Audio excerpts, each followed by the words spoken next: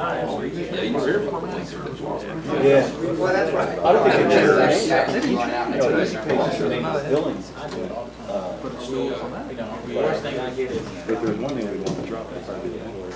I think so. Why not? Change over. Doesn't matter.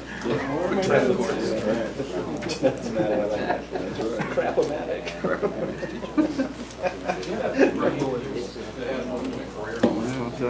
I'm glad you were able to get away. You don't good. Hopefully. Go back? Oh, leave today. You're serious, dude. You go sign up? Yeah. You can always figure out my check.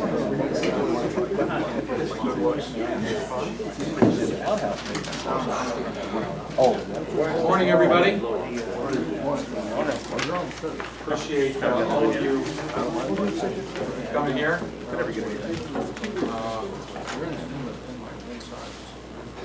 I also thank Mr. McFarland, who drove his agents from the Dayton area today. Not to make you nervous, John. He drove over Scotland for you.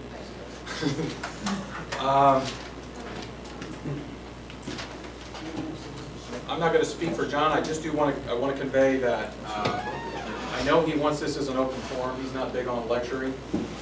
Correct statement? I mean, you're going to talk to him, but you want them to talk to you. Yes. Give you a little background on John. He's been a career agent since January 16th of 1987 when he went full time. Was he about 15 then? Yeah, he was 15. He was young, we'll put it that way. He historically is first in all lines in the state, or first in auto, or both, for how many years? A number of years. He has 621 life policies in force out of the 3,000, a little over 3,000 he has in force. His lapse ratio is less than 5%. So any of you that think, well, he just writes a lot and lapses a lot. No, he doesn't. He has $44 million worth of life insurance in force. Through July, in all lines, he has 3,188 count, of which 1,553 is in life. He's currently the #1 auto rider in the state this year. So he is very, as you will hear from him, he is very client-oriented. That's why he's not just life insurance only. He takes care of everything and uses that to get the life insurance. So feel free, don't be afraid when he opens it up to ask any questions and whatnot, because he's here to help everybody else.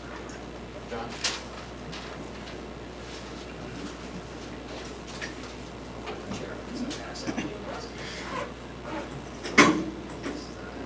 This is the second time I've done this, so kind of give you an idea.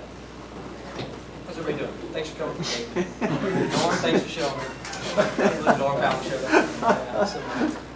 Norm was one of my mentors. And I used to sit out there and I'd be looking at Norm Fountain. And Norm gave me a lot of, I guess, encouragement. Most of it about attitude. The attitude that Norm's got is what I carry today. You know, he cares about what he does. I mean, I can't tell you how much he cares, as much as I do. I mean, it almost puts me into an emotional, because I care about it. And the reason why I care so much is because, like I said, 1987, almost 15, I was 18 years old. I was in construction, and I thought I was going to be a carpenter the rest of my life, and that's fine. You know, Jesus was carpenter, I was going to be a carpenter too, and I said, that's good. What happened was I had 2 car accidents within an hour. About an hour and a half. Got hit by a school bus. I was going to the unemployment line. And then I went down the road after that accident. I got hit behind again. Bam. I called my dad. I called my uncle, who was an insurance agent at the time, and I asked him, I said, you know, where am I at with this? And I got into a big argument. And he said, well, if you think it's that easy, why don't you try being easy? I said, well, I'm digging ditches. So my criteria is I got a high C in high school, a diploma. I was football captain, that though, wrestling. All right, give me a shot. So I got in there and they walked in there and the district manager walked out and he looked at me and I'll never forget it. He goes, shook his head, made me mad because he wouldn't give me a chance. And then he did give me a chance. And then George Jipperu, which is a big wig right now, came out. No way in heck I'm hiring this guy.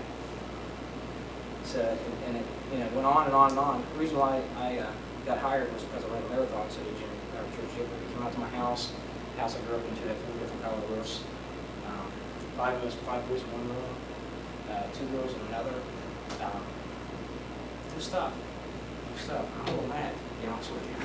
That's why I'm talking life producer. That's something I will hold forever, okay? Because it's something that's important to me. And now I'm taking it to another level. Okay, I'm looking at what everybody else is doing now. Now I've got the district where I want it. I've got my agency where I want it. Now I'm going to look at the state. That's why I'm here today. No other reason. I'm successful. I'm making a lot of money, married to an attorney. Things going my way. And thank God. Number one, first, every time. Get God, get your health in order, spouse, people, your children, and my children. I got a good setup of what I'm doing right now. Then my work's down a little bit below. What I'm trying to do right now is I want you to feel, because you can't sell insurance unless you feel, unless you're passionate, if you don't care. The guys that don't sell life insurance, I'll tell you right now, care about themselves. I'm not saying they're bad people. I'm just saying they don't foresee past that. They don't foresee anything but what's in their business. And that's okay. I'm sure they're good parents. I'm sure they're good people. It's got nothing to do with anything else but they're not really caring about a lot of other people or situations. They're afraid to ask. They think it's wrong. And that's the way they grew up, probably. To me, what I grew up in, I got nothing to lose. So I'm going to ask you to death. I'm going to look at your needs. I want to know everything about you. You'd be surprised. People will tell you. I didn't close 1,400 life savings. Since my career started. Because I didn't know where we're at. But you have to learn some basic things. We're going to start at the beginning. I'm not going to beat you up. This is going to be basic. You can have company guys up here and hand you brochures and say, go do it. Here's how you do it. Good luck. They don't sell it. They have to live it. Nobody in this room, maybe Norm Thousand, has worked as hard as I have. I sleep it, eat it, if I can sleep it, because I like and care so much. I'm not going back to the room with 4 different color things. I'm not going to go back to you can't have this because your age, your sex, your race, none of that stuff matters. You know, I don't have to. Now I'm talking to you, and I'm trying to figure out how I'm going to do this for 14 years. You know, I can foresee making $1 million a year. I can foresee it. If I can see it, it can happen. The way this business is going, and the way I'm doing at this point. I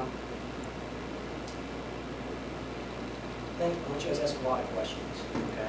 I've talked to so many people that have been up here, and Norm would be one of them, even two, that when they're done, I feel a little bit uncomfortable. That would not have been his main thought pattern. I talked to some of the better agents, Sam Chapman. Same thing. He doesn't mean to come off wrong. So when I'm explaining this, a lot of guys aren't. It's not the cocky attitude. It's they're self-assured about what they're doing, and they care a lot about what they're doing. So if you get the caring part down, get people to trust you, and you learn, right? No, it's the air, so talk loud. So and you know what you're doing. You got it. There's no free biggest things. Care. I trust them. Do I know what I'm doing? And you know what you're doing by asking a lot of questions. I cannot read at all. How do I write? Excellent, right? I got a high C in high school. How happy with that? Without Jim, I don't know. So that's pretty rough. And I think the other guys helped me out a little bit because they were coaching me or whatever. I don't know. It just, but I've always tried to get myself into meeting people and shaking hands, and relationships matter so much, especially today. Farmers is in a really good position where we are, I think. And I did exactly everything right because the people that have the households are the ones who can succeed. And the ones that don't. So it's just going to be tough. So you have to build new relationships. If you don't do that, you're going to be out. So just looking at, buying into what the president's saying, in 10 years there'll be 50 insurance companies. I did everything right. I did all the hard stuff, so I think I've gotten myself in a winning position at this point. Get yourself in the same position, you can change the way you're thinking. Below Obama, everything that you know, if you don't think you're selling a lot, there's another guy who looked at Escrow, who's been here forever. And he's an excellent agent too, and I appreciate you showing up too. But you have to change about what you're doing completely, or you're going to be able to continue selling. I'm going to talk to you about a little bit about the reward side of it, which is good and dandy, but the money don't matter. I'm going to tell you right now, if you don't have the relationships matter. If you've got the relationships, the money's going to fall with you. I I never, I thought I was going to bad check last month, 16.5, something like that. And the money's coming. As long as the relationships stay, I hope everybody can gather that. When I was 18, 19 years old, someone told me that, I said, maybe you can have that. I understand now, because of relationships. So keep building new relationships, you know, I'll show you a little bit how to do that. When I started out as a young man too, I was, you know, I look old now. So you can imagine what I look like at 18 years old. At 19, I was the 40-yard issued a life policy writer with a company about 11,000. I'm not $2 grand more. If I can do it at 18, my criteria is everybody in here is a lot smarter than I am. How did you do it? How did you do it? I went to the yard sales, like cotton knife rollers, like cans, cut grass, whatever I had to do business going in today. I know different. I went through a lot harder stuff than what you guys would ever imagine. So it's okay if you're looking at this and thinking, it's going to be tough, it is tough. But the rewards are close. The Jamaica trip they got, you got 36 life apps you have to issue pay by December 1st. I've heard all these people making, I told my manager 4 making. Okay, I've got 10 policies ready. I've already upset them. I have them by the end of this month. Because I don't want to sit here and tell you guys to do something or ask you guys to do something, because I'm going to ask you guys to do something because I'm not going to do this. But I don't want you to have to go through that unless I want to run first. I'm not going to tell you to do something that I haven't done. Okay? I feel the stress, I feel the pain. But we have to make the changes or we're going to be out of luck with this. We really will. And it scares me if everybody doesn't take up their position. And I'll tell you, North Fountain was talking like this 15 years ago, and I was like, what? But now I'm in this position. You know, where I can say, here I am.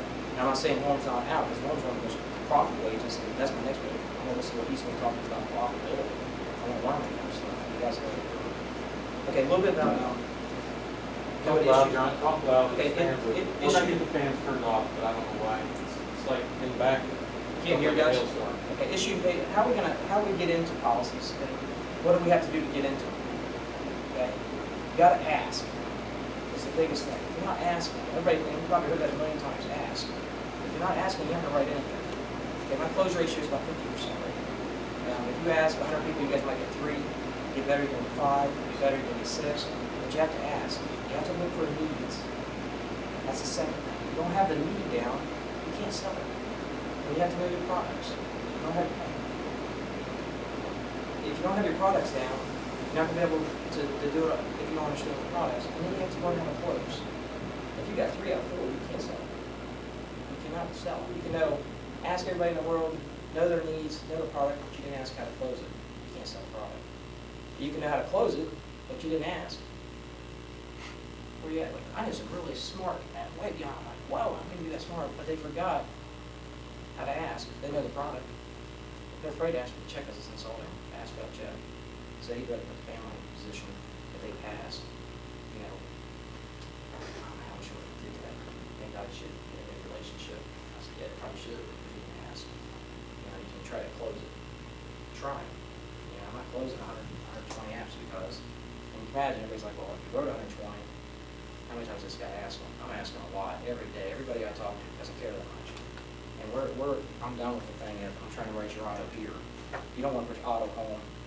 Not every time I look at your life, if I look at the situation, and not every time I'm going to do life, but I'm looking at trying to get everything now, the whole book. 1,000 households, where I got 1,400 now, 5 policies a household. But a little different ballgame. I want to take you guys from, most everybody in here new, except for a few of us. But, be new at, you know? New. Okay, but everybody's new at the ballgame, so and the marketplace is changing continuously. So I'm new at this ballgame too. I'm completely changing the way I'm doing business all the time, and everybody is in here too. You guys hear the president saying about it, and when you guys are like, well, what's John keep talking about the president? Because I want to sit down with the president. I want to make president's council. I never made president's council because I'm not profitable.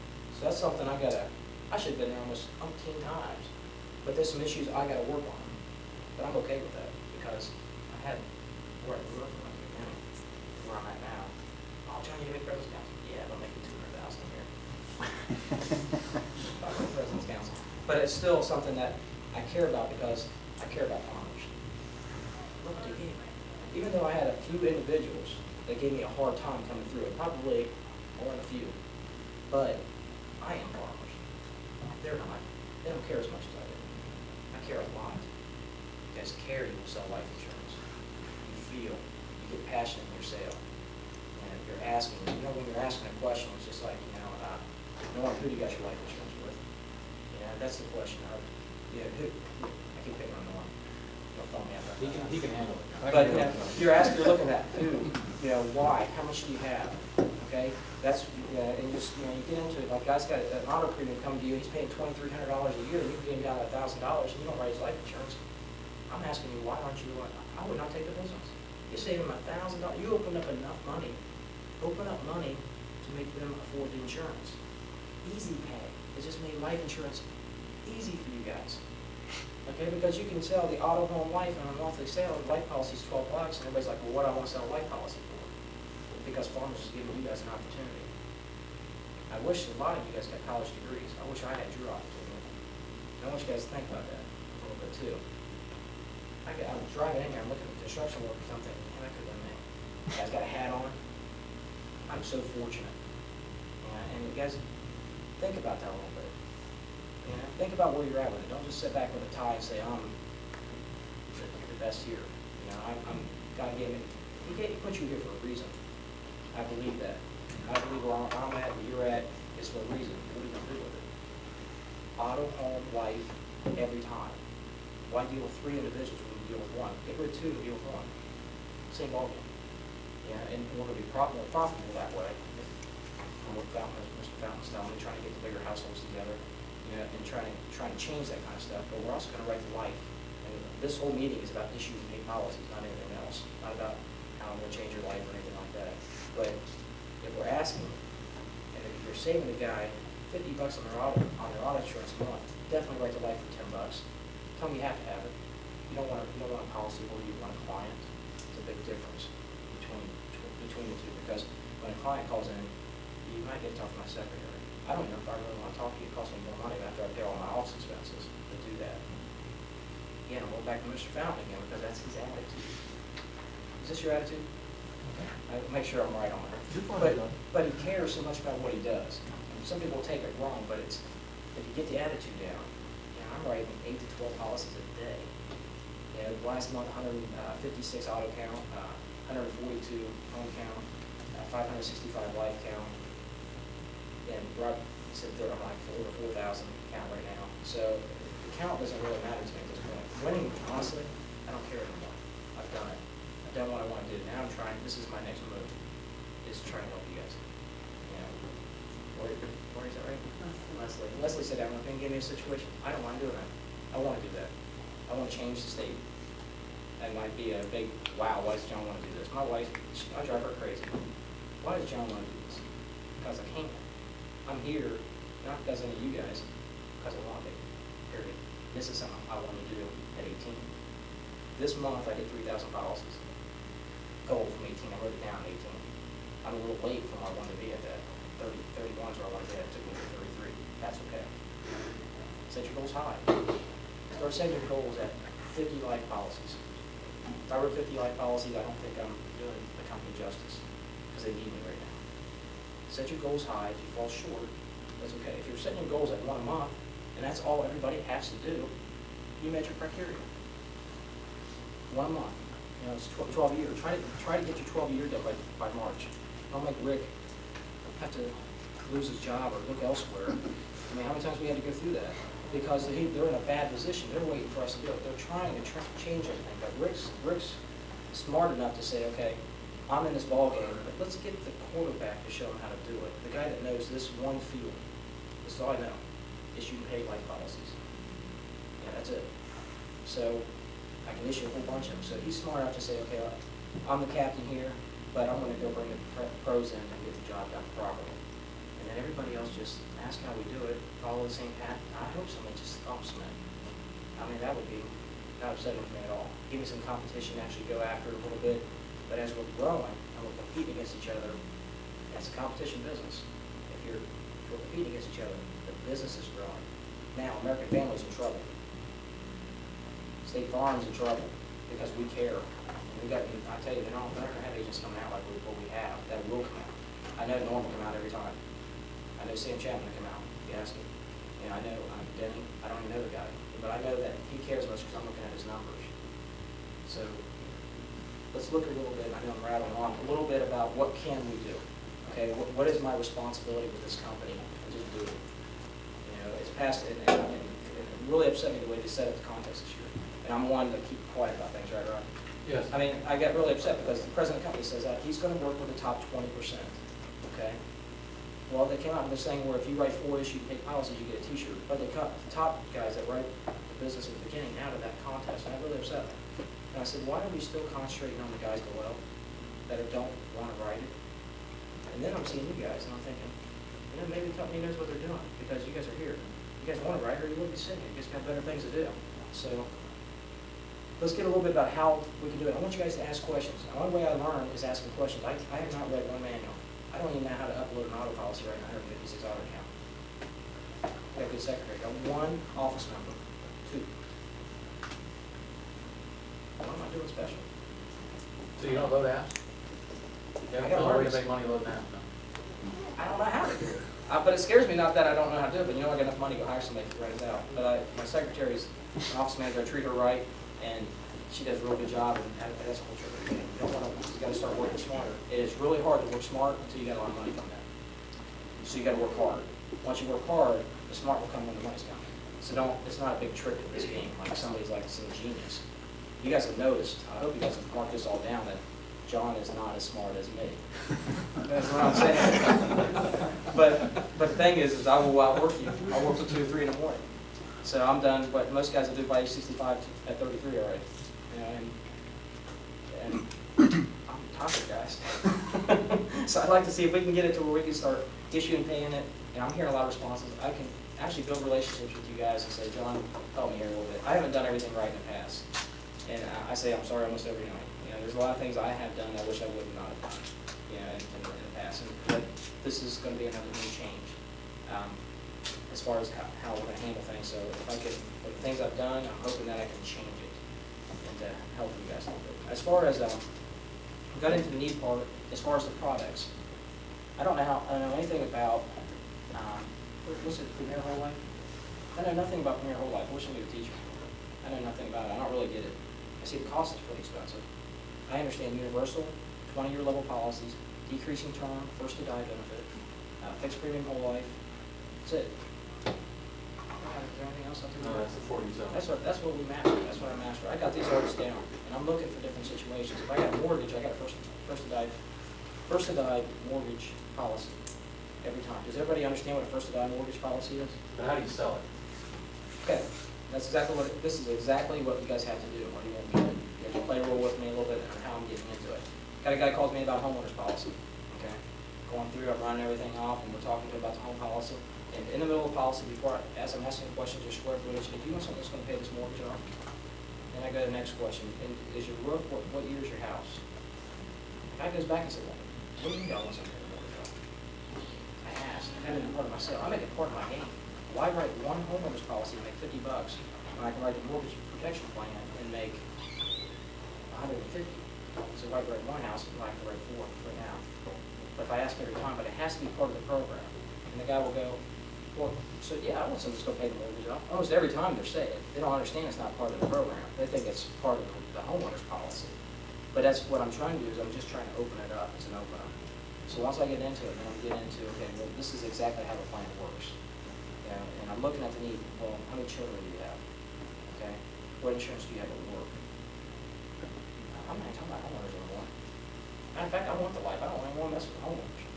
So I'm working on the home. I know the homeowners can be there, especially if I can tie up the wife and the homeowners. They're both going to stay on the books. It's hard for that guy to move because there's a need for this life to protect the mortgage of the homeowners. I see a lot of guys doing this. They're setting up 30-year mortgage plans. I run into this all the time. I ask the guy right now, "Are you going to stay in this house for 5, 10, 30 years?" Well, no, we're going to move in 5 years. We'll set up a 20 or 15-year mortgage plan. Premium comes down. They're competitive. You write down why we're doing this. With the idea is we're probably going to convert it into whole life if we can, if we need to. Decreasing term policy, you have to understand how it works, the convertibility. Okay? If convert 75% of the face amount. Okay, but we can convert it still. So it is convertible. Does everybody understand what that means? Conversion privileges on it? You're saying, John, that on a mortgage term, if you write a mortgage, you're talking a mortgage cancellation, correct? That you can only convert, if it's a $150,000 policy, you can only convert, say, $100,000 of that, is that correct? That's correct. Okay. Now, if you do the second to die, Right. is it also convertible on that other person as well? Have they already? First of all, yes, yes, yes. You can convert both Convert or both one of only? them. Both of them. Both of them? Yep. Okay. 75% only though, on that plan. Now, on the 100%, what I like better than that one actually is the 20-year level because it doesn't decrease and it can convert the whole amount. For 20 years, is that correct, Rick? That's correct. Okay, so for the first 20 years.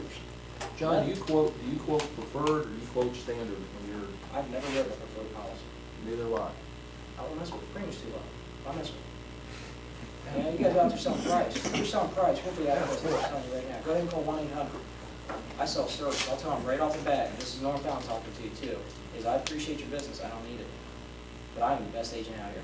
And you know what? Norm Fountain will say the same thing because he is the best agent at certain fields. You guys have room, lots of room to be the best agent. Lots. You sit there and think, I don't see how it can happen. Can't see it. You're right. You won't be it. You got to vision it. I don't care if you've only written 300 accounts for the year. You can change it. You can completely change the way that you think. And it's a good feeling if you can change people's lives. I work strictly on success. People go out of my office, they're almost in tears, I'm done with them. Because I want their success is my success. My job is to cover their assets. Cover their assets. He's like, I'm laughing on that one every time. That's my job. What a terrible job. But I'm looking at auto, home, life, their needs, their kids. I care about you. You guys can trust me. I'll be there. If you got a problem, come here. I don't want you to come to some insurance agent like this. Hi, here's the price. Well, yeah, well, we offer this. I don't want you to be that person. I'm not that person. I'm the guy that you can come and sit down with me and tell me every problem you have in your life. I deal with more things that has nothing to do with insurance. My wife deals on it continuously. You know, John, what do you think?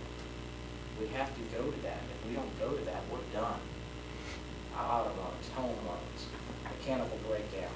I offer it all the time. I don't sell it every once in a while. I don't know it all. I want to know it all. I have to. And I'll tell the customer, you can go to the internet, or you come to me because I study this and sleep and eat it every single day. I am Farmers Insurance Group. It's not this company back here because I own my own business. The company has their own game plan. And I'm working on trying to get the relationships better with the company because in the past it's been terrible.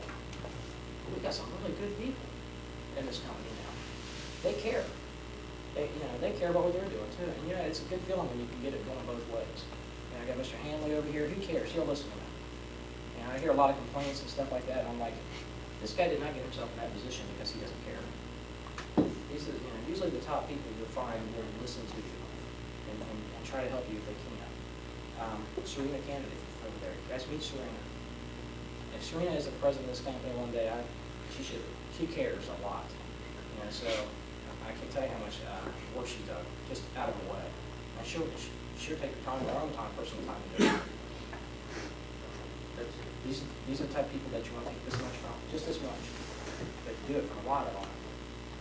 And use your own personality. It's already going to take. And what is your goals? You have to have your goals set up. And I'm still kind of throwing things off at you too. And I'm getting a lot of success. And you guys are wondering, what's that got to do with life insurance? It has everything to do with it. Because if you ain't got a plan, it's tough. You're gonna get yelled at anyway. You're gonna spend more time working towards people yelling at you than the negativity. We're working to the positive. And if you got a thing in your mind saying, I don't have to do this, you're right, you don't. You quit. Because you're making my job hard. If we can care, I don't mind taking the time out. If there's something that's freezing you, get some help. Your managers will help you. I got a great relationship with my district manager. He's not my manager, he's my friend. I care about it. I want to see him hit his quota every single time. Every single time. We got it down. We got it down where we're going to. I even got it set up to where now we're talking about if I can get $10,000 in annuity premium in a month, that's 80 count rolling every single month, well, that takes some stress off of us and our workers. Because he gets beat up if I don't do it. And you got like, well, how can you do that? Well, if you got $100, and you're sitting on these IRAs and these annuities, especially with all this new stuff coming in. $100 coming in each month from 100 customers, it's $10,000. That's 80 count going on, it's 100,000 count before you start. It's a genius thought. And what else is gonna happen? People are dump money continuously. You guys, every month I've got about 100 count rolling before we even start the game. That's unfair to get out of them. Not really. I don't have two people working. I just thought of a different game plan. Think of something different. It's not unfair. But I work very hard to set these plans up, and I'm sharing it. So if you guys know it now, you can know the game. Oh, John's, he's already thought this one out. $100, that's almost $4, that's almost a count for each one. At 100 of them, it's 100 count each month. They don't look at how you're giving. You're just rolling. Is it a lot of money? Nope. Car insurance, I'll make my money up. Commercial insurance over here for more, way beyond that. And I tried to learn commercial. I thought, I'm not a master of commercial. Norm is. I master auto and life and home. I'm just sticking with what I master. I can spend a lot of time, but I also see all the time he's spending doing that. There's only and that is his art. That he can see it. I can't see it.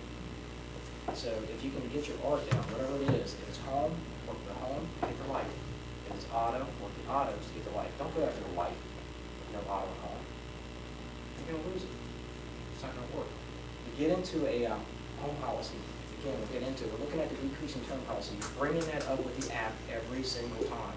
Okay? Do you want something that's going to pay the mortgage off in case something happens to you? What are you talking about? I'm talking about a decreasing term policy that goes with it. I tell you, before I even start to sell this, let me ask you, are you going to be in the house for 5 years? Well, in 5 years, yeah. Is this the dream house that you dreamed of forever? No. So you're probably going to move, right? Yeah. Well, let me save you some money. Because if it was 30 years, it cost you this. If it's 20 years, it's going to cost you this. So I think we should go with the 20 years. You didn't ask them. Tell them. Difference. I'm not beating them up. I'm doing my job. And I'm protecting the mortgage. You see how I just got into that? I just gave 2 choices, but this is what I suggest. My suggestion is extremely important because I care about you. What if they tell you they can't afford it? How can they afford a house, not afford life insurance? I mean, how can you, I'll just tell them right off the bat, I must be doing something wrong. Well, let's raise your deductibles up to 1,000 on your cars. Let's raise your deductibles to 1,000 on everything, because if you have 2 home claims, we're going to cancel you anyway. And you can't go nowhere else. Or if you're over here and you have a claim, I can't write you anywhere. Raise all your deductibles up to $1,000, it will offset enough money to pay for the cost of the life insurance. Can I answer that? Norm? You have one? Yeah, basically, when you're sitting there talking to them about the term, the 2 different terms, and you quoted the homeowners, do you have all of the calls referred to you for the homeowners in the agency, or does your staff quote them and then turn them over to you? How do you get in the position where you're as busy as you are, running as hard as you run, to be able to deal with that client and do what you do with the number of phone calls that you get and the number of quotes and things that you're handling on a daily basis? Does someone else assist you in that and then turn them over to you and say, we're quoting this homeowners here, John, or how do you internally see that working in your agency? I don't take lunch. To be honest with you guys, I work straight through, but I'm also got a plan. So, I just work extremely hard. If I see something coming into my agency, it's a sale, I want it. There's no way in the world anybody's going to sell it differently. Kitty, my office manager, there's no way. She's so busy uploading and taking phone calls and taking most of the stress off me. Half the time you can't, I got a note on my door, you cannot see me without an appointment, and they still walking in on me. But that's okay. I'm just trying to do whatever I can do to freeze the time. So when I got a sale coming in, I'm trying to get everything off so I concentrate on that sale. So I'm trying to find the time to do it, but honestly, I don't take a whole lot of time for lunch. I see people going out for an hour and a half lunch. I said, well, that's okay. You do that 5 days a week. You're talking about 5 hours, 20 hours a month. I don't might as well just, I can take 3 days off if I want to. So if they do that over a year period, I could take a whole month off. What I'm doing is I'll run the numbers. I'll figure out the hour time of what I'm trying to do. But I will work until I get my stuff done. And I'm always behind. Everybody is, I'm sure. I mean, it's just a lot of work to do in this business. A lot of changes and studying and just trying to get everything done. But when the answer to the question is, I just do it. So in other words, when the calls come in or things that happen, even if you got the note on the desk or on the door, they know that on that type of situation, that's yours and you're gonna handle it. Yes. And that's all, whether you call them at 2 in the afternoon, at 7:30 at night, it doesn't make any difference. That's your baby. You That's gotta do correct. that. You do all new business. Yes. You close all new business. Not everything, like sometimes Kitty do add-ons and stuff like that. Yeah, but new clients. New clients and stuff, sometimes she'll quarter them ahead of time, but very few times. And most times she says, John, here you go, because my office manager is smart enough to know that that is my art. And I am smart enough to know that her art is the computer systems and the handling the customers. And they say, man, I don't know what you do without Kitty. And I said, I don't know either. I really don't. Scared me to death. Thought about putting $1 million life policy on it. And it, so we need each other. But it's unfortunate to have an office staff member like that. And if you can find one, treat them right. She gets 15% of my bonuses. You know, this bonus thing too, I've already qualified for third level bonus. Like this time should be $5 grand. I think I've made third level quota bonus 7 out of the last 9 times. So that was 2 times for second levels. The money's there. It's incredible. This month I could probably make 22 or 23,000. The money, I'm not doing this because of money, guys. I'm past this stage. I'm doing it because I'm trying to create a vision. I'm trying to make changes. Everybody's like, well, John's, what's he doing? I'm trying to make a change, trying to help. If it doesn't help one of you guys, that's okay. I'm gonna help somebody. And that has nothing to do with you guys' goals and plans. That's where I'm at with it. Do most of your clients come into the office, or, I mean, you don't have time to go to all the homes Right. anymore? I do not sit down with an appointment and say, let's go over this life policy. I sell it over the phone, it's sold, it's done. Each time, so I mean, it comes down to your attitude. And try it, it will work. If you act, you guys are comedians, you're salespeople. Anybody out here thinks they're an insurance agent besides no one? Okay, I'm not an insurance agent just yet. Well, Ted S. Kerr, he's an insurance agent. Got great district managers, so they're late. But if anybody thinks they're an insurance agent at this point and they don't have 4,000 or 5,000 policies in force or 3,500, you're not. You're a salesman. You have to sell. You have to sell yourself. You have to sell the products of the company. You have to sell. You're not an insurance agent. Insurance agent, somebody sits back and goes, do this, do this, do that, do this. I'm smart enough to figure out, you know, exactly how to do all this, and I come back and I'm not doing nothing. I'll take the Friday off. You know, that's an insurance agent. He's happy with his goals, but your goals might be different. Everybody's goals are different too. But if you can get it like that, that's when you become an insurance agent in my book. But I'm not Jesus Christ either. Okay, so I'm not going to judge anybody. You might say, John, I don't see it that way. That's okay. That's how I see it. But right now, you're still selling, so you're still a salesman. You're still a salesperson. I used to wear paisley ties and suspenders. Jack Cantrell used to wear a cape, and he did something different all the time. That used to crack me up. When I was younger, I was like, we had that, especially at that time, and it was a pretty powerful situation. We were salesmen. This business was coming in new. There's a lot of different changes. So, what's your, kind of lost where I was at. Well, But John, what would you advise a new agent to do, or an agent that is not where they want to be in life insurance? If they're, what do you do with the agent in here that's got 500 to 1,000 policies in force, that's writing 2 or 3 life apps a year, and they like to write 30 like they should? Okay. And then what do you think an agent who's brand new in the business needs to do to stimulate the activity and create good habits for future use? Yeah, the first thing with the new guys, okay, is what I would do at the first thing with new guys, change the way you're doing things. When I first started selling, I sold, I couldn't do it on my own. I couldn't talk right. So I went to yard sales. I started coaching a wrestling team. I got more some business off that.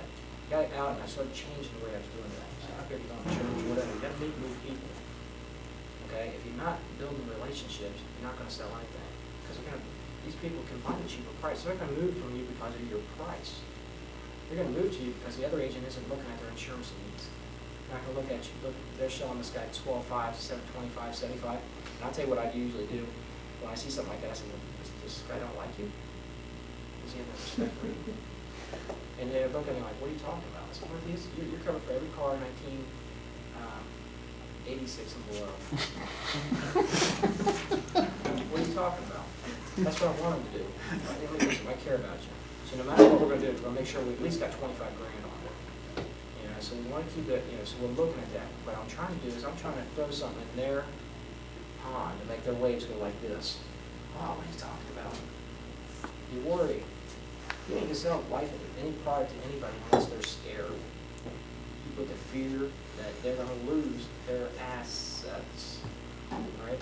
So you have to be able to throw a rock in a pond where the pond's going like this, and you're saying, okay, well, this is what we're gonna do. I'm gonna set up a game plan. I'm gonna run your driving record. I'm gonna see exactly where you are with things. You have no more worries. I got you taken care of. If they got a bad driving record, it's okay, I understand, but I need to have your auto, home, and life insurance. I don't want to be just taking care of somebody that's going to keep this kind of world going. You can't be successful like this. I'll spend a lot of time trying to get you straight, but until you change, I'd rather not do business with you. So, are you ready to change? Because I'm going to set you up a program. Attitude, guys, every time. Girls, guys. Every time, okay? So you've got to change the way that you're doing your attitude, but you're also protecting the customer properly. He's got the insurance elsewhere, you just move him. You're also looking at his needs. You're not selling him something he does not need. I will not do that. I don't want to do that. I don't have to do that. Neither do you guys. There's too much of a big marketplace out there. So you have to change your marketing. You know, Rick's got a way of doing marketing like through the mail, and there's a bunch of brochures and stuff, and that's his way. That would probably not work for me. It might work for some of you guys. I'd say you might get a 3% return on 100. My return's about 50% by asking, meeting, and being on relationships. That's a pretty good return. Is it tougher? Nope. You just go up and say, hi, how you doing? And each one of you guys should practice that by coming up to me and say, hey, John, how you doing? I really appreciate that, whatever. Yeah. But you know what? If you show appreciation, it will come back to you many times over. I tell my customers every time, I don't care how little, how big, how much I appreciate their business. Because I can't do it without them. I insure nobody here at Farmers Insurance Group because they think I have a big attitude. I care more than they do. It scares them. That's why they don't do business with me. They do business with other people. There's no doubt in my mind. Because they think I'm whining and upset, but if I have a plan of what I'm doing, I've even set up a new plan of what I'm going to do now. And this is it, like I was telling you guys before. And I got a reason why I'm going to do this too. I'll share that with somebody one day later. But you guys ask me questions about what you're getting into and what you're running into, and I'll try to address it. You just have to change your marketing. When I'm talking about going to a yard sale, and you're going, hey, that's a nice yard sale. Hey, you got your car insurance. Don't let all business I get off that. Now, if you get one relationship, guess what happens? They refer business to you. I don't market it anymore. I try to get away from people because I had so many referrals coming in. 156 auto count. 1 month, 20 days, 2 people. That ain't for me marketing. It's because I care. Makes sense. And that's sales. Okay, that's not always a genuine thing either. As soon as I shut the door, I'm like, oh man, how am I going to get this happening? You know, there's a lot to it. Off your auto insurance, you guys got, like I said, a big premium on somebody. Look at it where you get to auto home life. What is the, on a monthly billing, what is the home policy? $20 on, or $10 on a renter's policy? Especially if you're working on an account situation. You got 3 count for a full coverage auto, 5 count for the renters, and then you write the life and you just wrote that 15 count. No, they leave you alone. And a lot of these guys, you know, I see it in the council though, man, it's terrible to have to look out, and I know it hurts. And it hurts in a lot of different ways because people don't show you the respect. You know, like, well, I'm really trying, but I don't get it. I don't think anybody's really not doing it on purpose. I'm not doing anything different than anybody else, I'm just working a lot more hours. Okay, that's all I'm doing, and I'm planning. So before I even start working, I've got a plan that I've already worked out at home. I have a plan for Net in here. She doesn't know it yet. You know, I don't know how she's going to take it yet. How we can make quota this year. If each of us write 8 policies, 8 life policies, from September 1st to the end of the year, we make issue pay quota. 8. That's a lot. Well, that's about $100 in premium. $15, $20 a piece. I'm just talking about issue pay policies. It's never happened. We never make quota. But if everybody can talk about the responsibility, share it with each other, talk about it. If you can't make it, the leader can pick it up. You know, I don't mind helping somebody out if they're trying, but just say, look, I'm having a hard time with this. Try to get your quota done by March 12th. Everybody leaves you alone. See, I did my quota. Now I'm going to try to help and do some extra. What's wrong with that?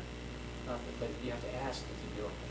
Keep drawing the same things. Any other questions at all about how to get into sales? John, when I visited you, you were pulling up lists of auto-only and fire-only policy holders. Right. And you were going to kind of work those and put additional products in there. Right. How do you approach those clients when you run into somebody that just has auto with you? Okay, just auto. Okay, what I'm doing right now is sort of is I'm looking at anybody I have all single autos with. Okay, And if you notice, what he's talking about is a plan. You got a gas in your car, same thing, you ain't going nowhere. So if you got a plan of what I'm going to do, and if I address every auto customer I have, I got Easy Pay to work with now too. I tell them, I'm looking for a second car. I'm looking for the auto home. I'm looking for the auto home life. And I'm telling my people, look, I'm already doing, I really appreciate you having your auto insurance business with me. I'm dealing with it. I think there was, oh man, 600, something like that, single auto customers. If I can take 300 and put their homes on, I got the same amount of business with less risk. Those are the ones that are killing me. And I have to sit there and every time they call in, I have to deal with it. Figure it, and I'm looking at the numbers, what we're making on the hour and what my expenses are, and it just kills me. So what my marketing plan is this: I'm calling anybody, get a listing of everybody you have a single auto on. Farmers Friendly Review. Do not start until you get the whole list, all their phone numbers, looking at their situation, and go right down the list. Hey, how you doing? I want to let you know how much I appreciate your business. I see that you're a policyholder with me. Yeah? I'd like to change it to be a client. And I care about you that much. For some reason, I don't have your renter's insurance. I don't have your life insurance. What are you doing? Because I'm not doing my job properly all of a sudden. Well, this is what I'm doing. Okay. Well, I asked some suggestions. Well, I don't really want to do that right now. I tell you what you should probably do. You should probably move your auto over there. The other company can get a discount for that. You don't like me again? That's got nothing to do with it. It's hard for me to do business right now with one policy. Okay, well, what do you need me to do? I said, call your company, have them fax it over to this number. I want to see a copy of your homeowner's policy before we start. So they fax it to the deck page. That's how I do it. Now I got the homeowners. Now I've got a need for mortgage protection. I'm looking for the kids.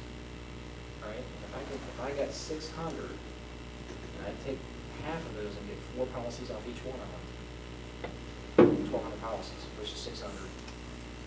Higher contract value, more premium coming in, less phone calls, less stress, working smart, not working hard. You guys have it in your agency, you don't even realize it. How about running all your K2s? You can rent a car for $15 a day. How about running up all your K4s or switching to the K5s and why? Offset the loss of use coverage, just offset the deductibles. How about raising deductibles from $250 to $500 on everything? And that cost, let's invest it differently. Invest in protecting the family, invest in the savings. Find something to plan off of. Homeowners, same thing. Got the home, got an auto home discount that costs 5%, but take it past that. When you're asleep, you can see it. But put it past that. Okay, put it past where you're looking at, if you got the auto, you're looking at the home, but you're looking at the needs. You're trying to make people clients. Make us sell life insurance, let you make them clients. If they got the 2 life here, somebody's going to come in and give them a cheaper price when they got their autos. Nobody's safe as far as I'm concerned about life insurance. And the company's already said, John, be careful how you put this. But I'm looking at it. If somebody's got a $25,000 whole life policy, and they got 3 kids in the house, and the way the market is right now, I'm going to explain to them exactly what they have, and I'm looking at their needs analysis. I'd much rather give them a $150,000, $200,000 life policy to protect their family instead of them trying to build up a cash value on a $25,000 plan because they're worried about losing $300. I'm worried about your family losing their house. The kids not eating. I dealt with 30 deaths in the last year. I sent in some dealt with cancer, emphysema. Those people know they're going. From I dealt with auto accidents, I knew every single one of them, and it bothers me.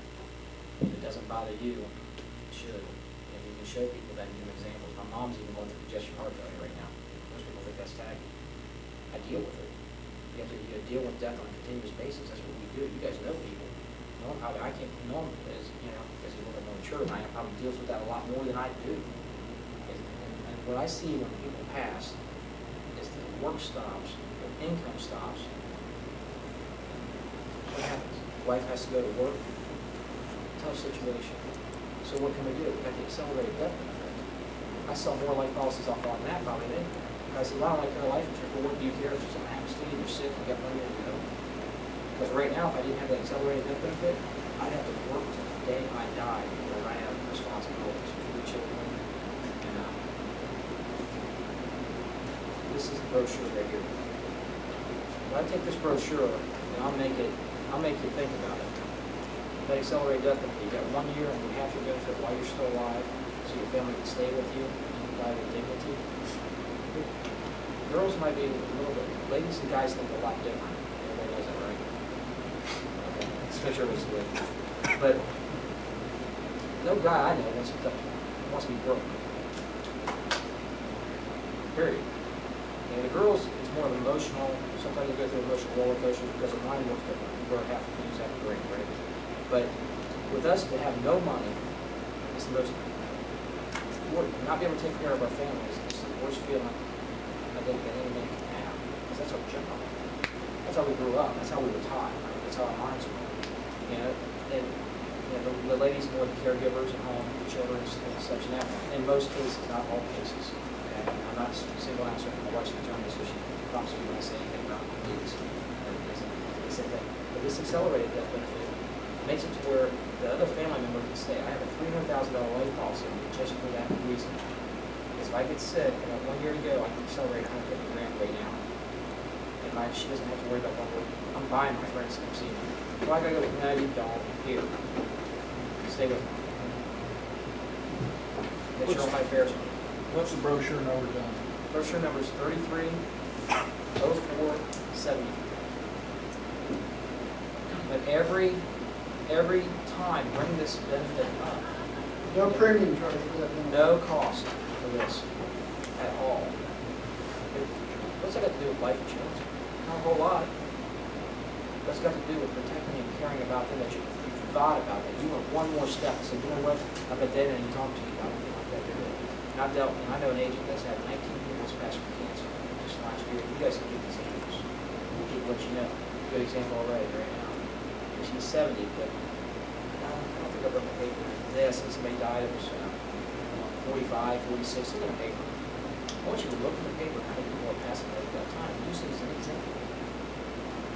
If you don't, I'm just going to do it. And then the person, and I can tell you, if you look at how many death claims we paid out, we paid out 4. Look how many policies I paid out. 4. That's it. I'm waiting for the one, and I'm not going to be thrilled about it. And the last one I paid out wasn't enough. I upset at myself, but I couldn't. I did everything I possibly could. I thought I said it to your mom. I said, I did the right thing. I did everything I possibly could have done. At least there was something. There was $50,000 on that. But look at the paper, get an idea of why you're doing it. And I'm kept that back down to you've got to believe in what you do. If you believe in why you're doing it, you're selling. The ones that aren't selling, because they don't believe they can do it right now. They don't believe that it's a good product. They believe it's cheaper somewhere else. If you're selling price, give me $5. I'm selling. What am I getting? I can tell right off the bat if the person's shocked at the price, because I'll ask them, say, I'll just give them the price and see how they react to it. They didn't talk about the product. I don't want that person. I want the person that is going to look at it. He's going to move down the road too long, right? If you ride a lot of cars, you're going to ride a lot of life. If you ride a lot of homes, you're going to ride life. So everything works off each other. The accelerated death benefit is huge. There's another brochure out there that shows how we pay claims. How do we pay claims? Everybody know? Who's had to deal with? Anybody had to deal with a claim yet? How long you've had to? What did, kind of give an idea. Like what farmers did when they paid the claim. And how did they handle the claim in Yeah. terms of paying?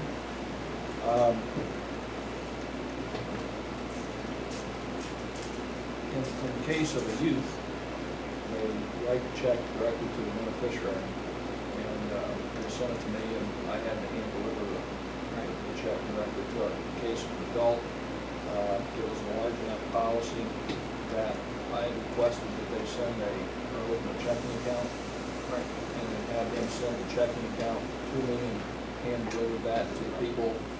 I think principally that's the best way to handle any death of an adult, because the sole surviving spouse has no ability at the time that you deliver that to even comprehend the monetary value of what they got and how to handle it. It keeps them from having to have somebody try and get that money to have them invested, because it's already invested. Right. And those are the cases that I've had. Is that what you were asking? Yeah, sort of like, and what's more like what he said about the checking account is what Farmers does. It's called the secure account. Okay, which means that on a death claim, and Norman's been around a long time, so they've done things differently too. It depends on when you've had your claims. I haven't had that many claims either. I've dealt with a lot of deaths, a lot of funeral homes, helping get claims from other policies and stuff like that. Actually going down when there's a death to the worker's office by their office to make sure that all the papers are filled out correctly, but they will pay a claim in what's called a checkbook situation. It's called a secure account. While the money's in there, they get 6% interest. That's right, Rick? 6%, I think? Okay, so 6% interest while the money's sitting in a checking account bearing account. So when the money comes in, they can write the check here to go to the funeral home, write this check here to pay this bill, and that bill here. But you have to I make that part of my sale. Again, because I care. I want them to understand it. I'm not even talking about the life insurance or the cost. I'm talking about the service we're offering. I'm here for you if it happens. Don't worry if something happens to you. I'll make sure your wife and kids are fine. John, something else that I've learned just recently, and I think it's a very interesting thing. We've got a large book of business and a lot of clients, and we track it, and right now we're losing about 10 people a year just simply dying. And the thing that we've learned, and honestly I wasn't aware of it because we don't take the time to be consciously aware of everything, every phone call that comes into the agency, but attorneys actually ask their people that they're dealing with in an estate to call their insurance agent and find out what information they have in the way of existing life insurance, or if there is existing life insurance someplace else, and they're looking for us to know. And I think that's a very interesting circumstance, and Mary Lee and I have sat and talked about that. We're using the client service folder, and in reviews that we're doing today, we're finding out every place that they've got life insurance, because it is true that the people will call our agency, and maybe the person's 72 years old, they passed away, and the children are calling to ask if we, A, know where their will is, B, where they've got any life insurance, do we have any life insurance, is there any coverage on their existing policies? That's a real interesting thing to find out. And if you don't have that information, it kind of leaves you sitting there like, what the hell have I been doing? Think about that. Absolutely right. It's an interesting thing to have happen. Go around the room, find out how many's got all that information in their files. How many in here know where the customer keeps their wills? I know what Rod's will is. You got a copy of it? But it's an interesting point. And you know, how many people in here know exactly every life insurance policy that an insured has for the head of the household, the spouse, and children? And how many have a record of it, where is it at? Where is it at? Are we really doing a job as an agency? I can tell you we weren't. It was a learning experience.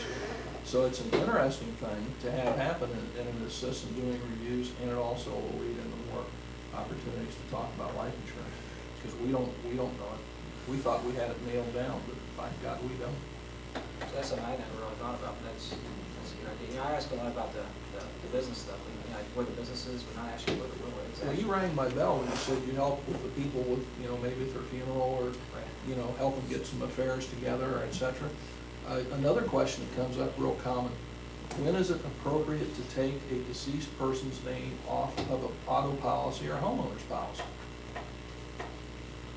Interesting question. When is it appropriate to do that? Anybody got an answer?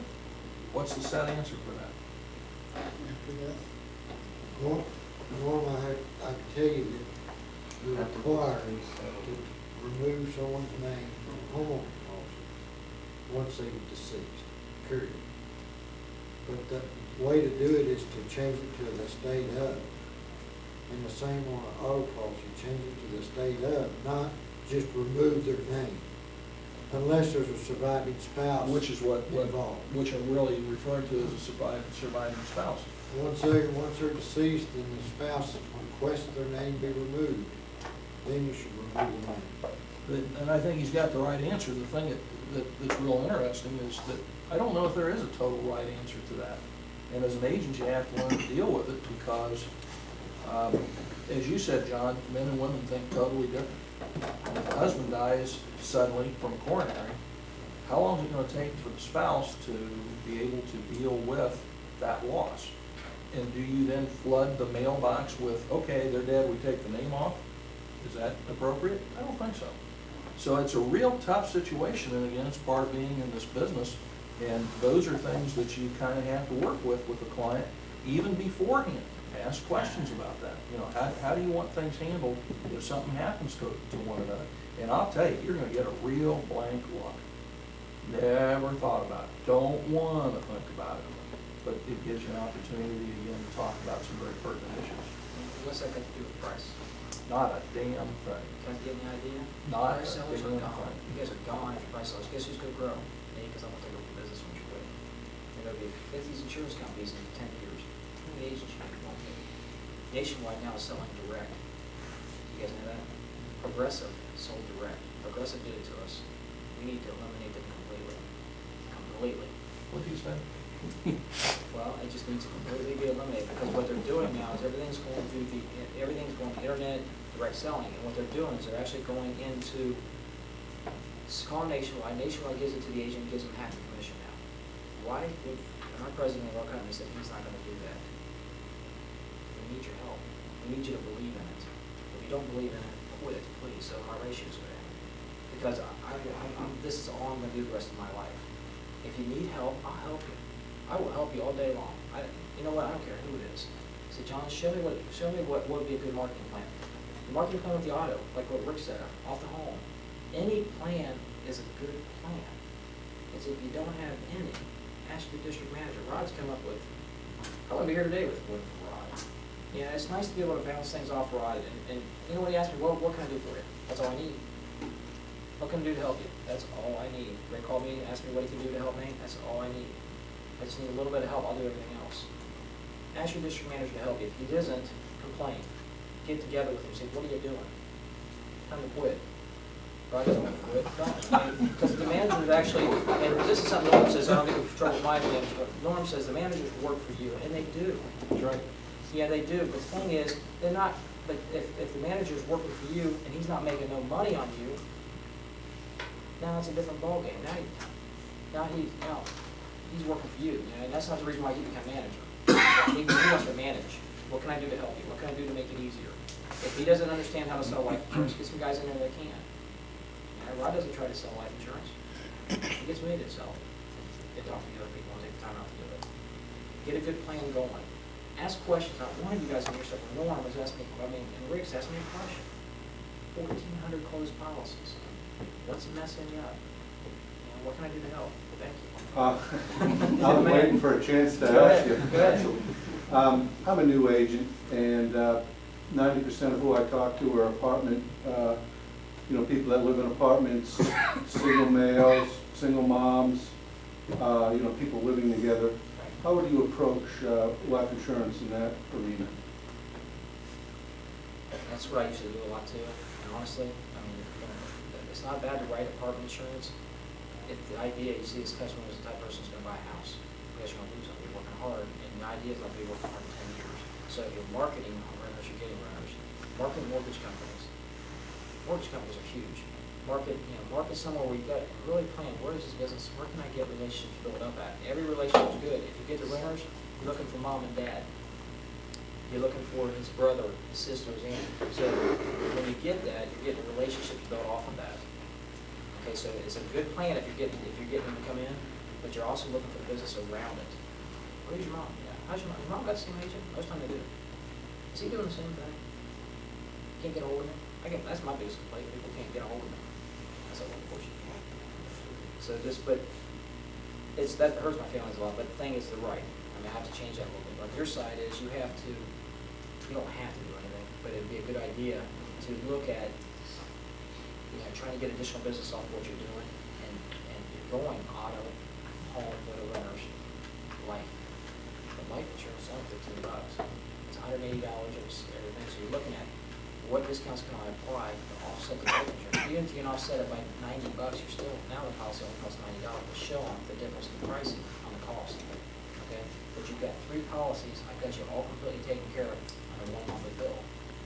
As a new agent, I think it's a good idea. Now, once I get all my monthly bills set up, everything's going through checking account. Guys, I just can't continue handling these monthly billings. You need to put this through your account. Now, I'm working with maybe 5 or 6 bounce checks a month.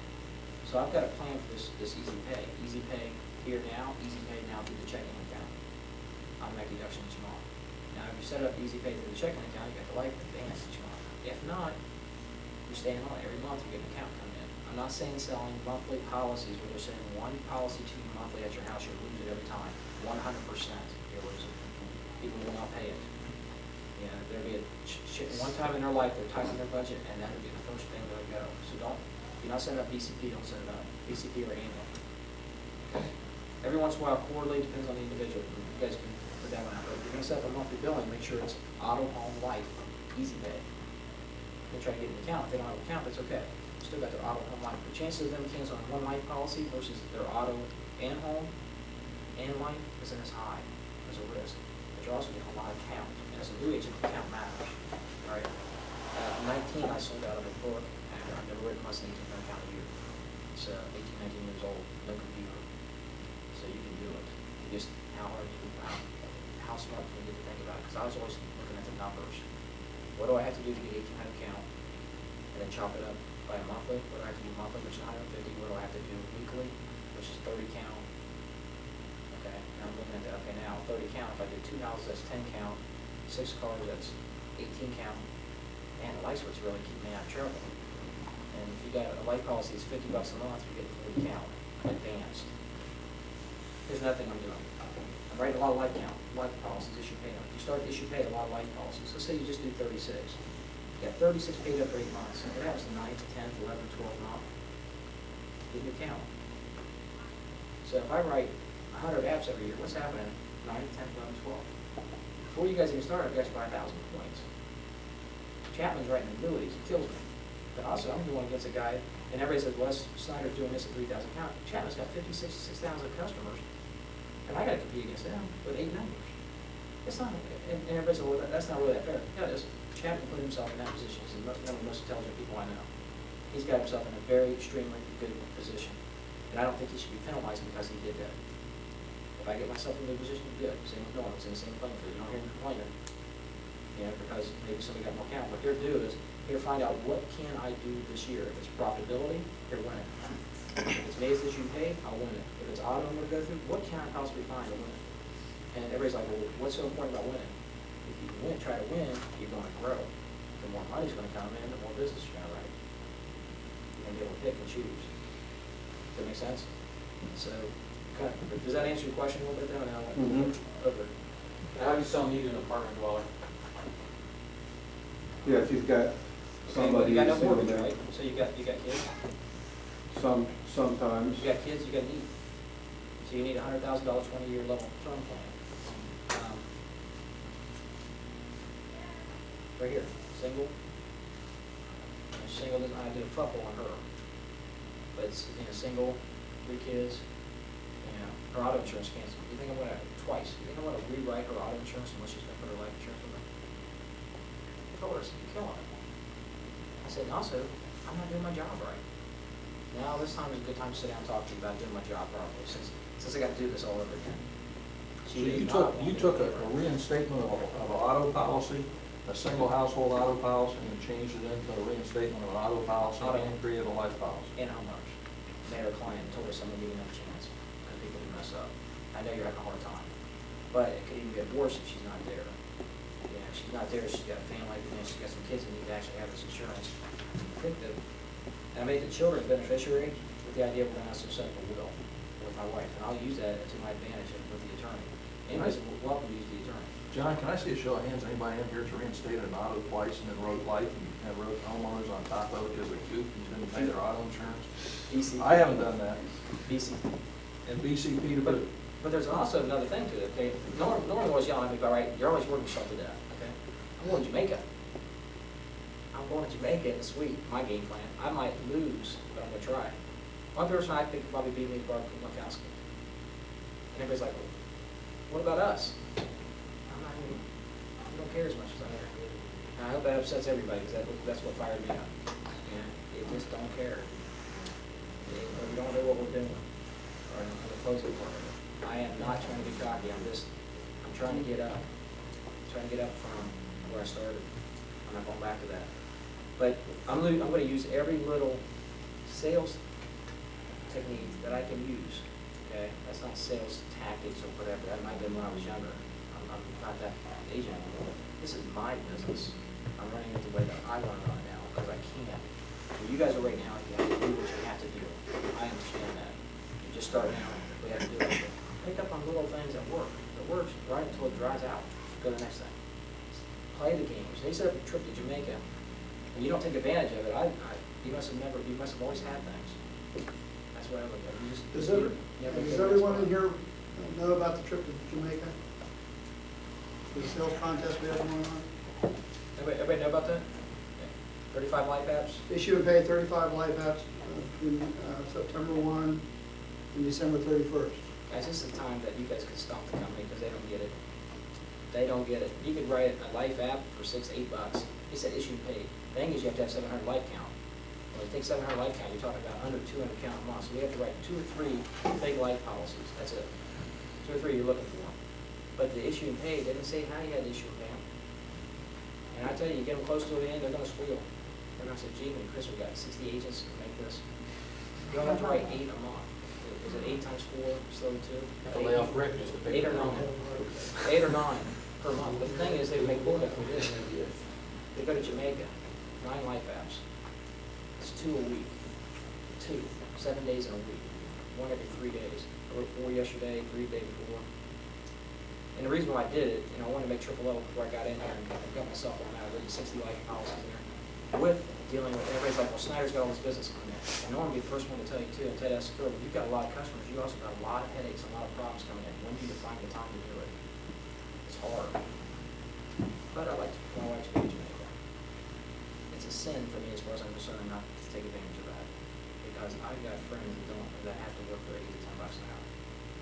It's a sin for me to not just sit back and say, I'm just gonna live fat. Try to. That's me, okay? You guys, everybody's different a little bit. But take a look at where you're at with it and try to win. If you try to win, everybody's going to grow. Okay, question, I'm sorry. My question is, you got a family that says they can't afford a life policy, but they need some physical coverage, say 50,000 or more. Right. Would you just write them, like, say, a term policy with the idea that they're going to convert later on? Okay. If you got a family, like, give me like children, how many children? 3. 3 kids, a mom, dad? Yes. Both working, not one working? Oh, Okay, both are working. They live in a house? yes, Okay, so they own a house? yes. Okay. So they've got a mortgage, you got 3 kids, both of them are working. They pay in daycare? I'm not sure about that. Okay, well, these questions, that's what I'm saying. What I'm looking at, first thing is, I'm trying to paint a picture of this guy's family. Some guys don't care about their spouses at all. Some spouses, the other lady don't care about the other one. Sometimes they have no plan. So I'm gonna take a look at them and say, wake up. What are you doing? Where are we going? I cannot help you here unless I know what assets I'm trying to cover. What is the game plan? Are we going to make more money in 5 years? You're going to go to school? Is mom always going to have to continue working just to make things work out? Where are we going with this? If something happens to you, you tell me you're going to leave her 3 kids by herself. Am I going to lose $20 playing here? Am I going to lose this customer? Is this a good customer? Does he care about his own family? He doesn't care about his family. What about my business? I care about my business. Do I care? And I don't mind caring about him. It's got to go all ways. So what you're at to, okay, if you're looking at this and you're saying, guys, where are you going with this? If you walk out there and say, yeah, I understand you can't afford it, and you see a pack of cigarettes sitting there, do you smoke? I've got more people get mad at me, and I tell them to quit. I tell them, you need to quit. And they're like, well, what do you mean? Well, you tell me you can't afford it, but you don't smoke, but you got some different priorities we need to. Our priorities, I think, my suggestion would be, and I'm doing real good, so you don't have to listen to me if you don't want to, but God should be your first priority.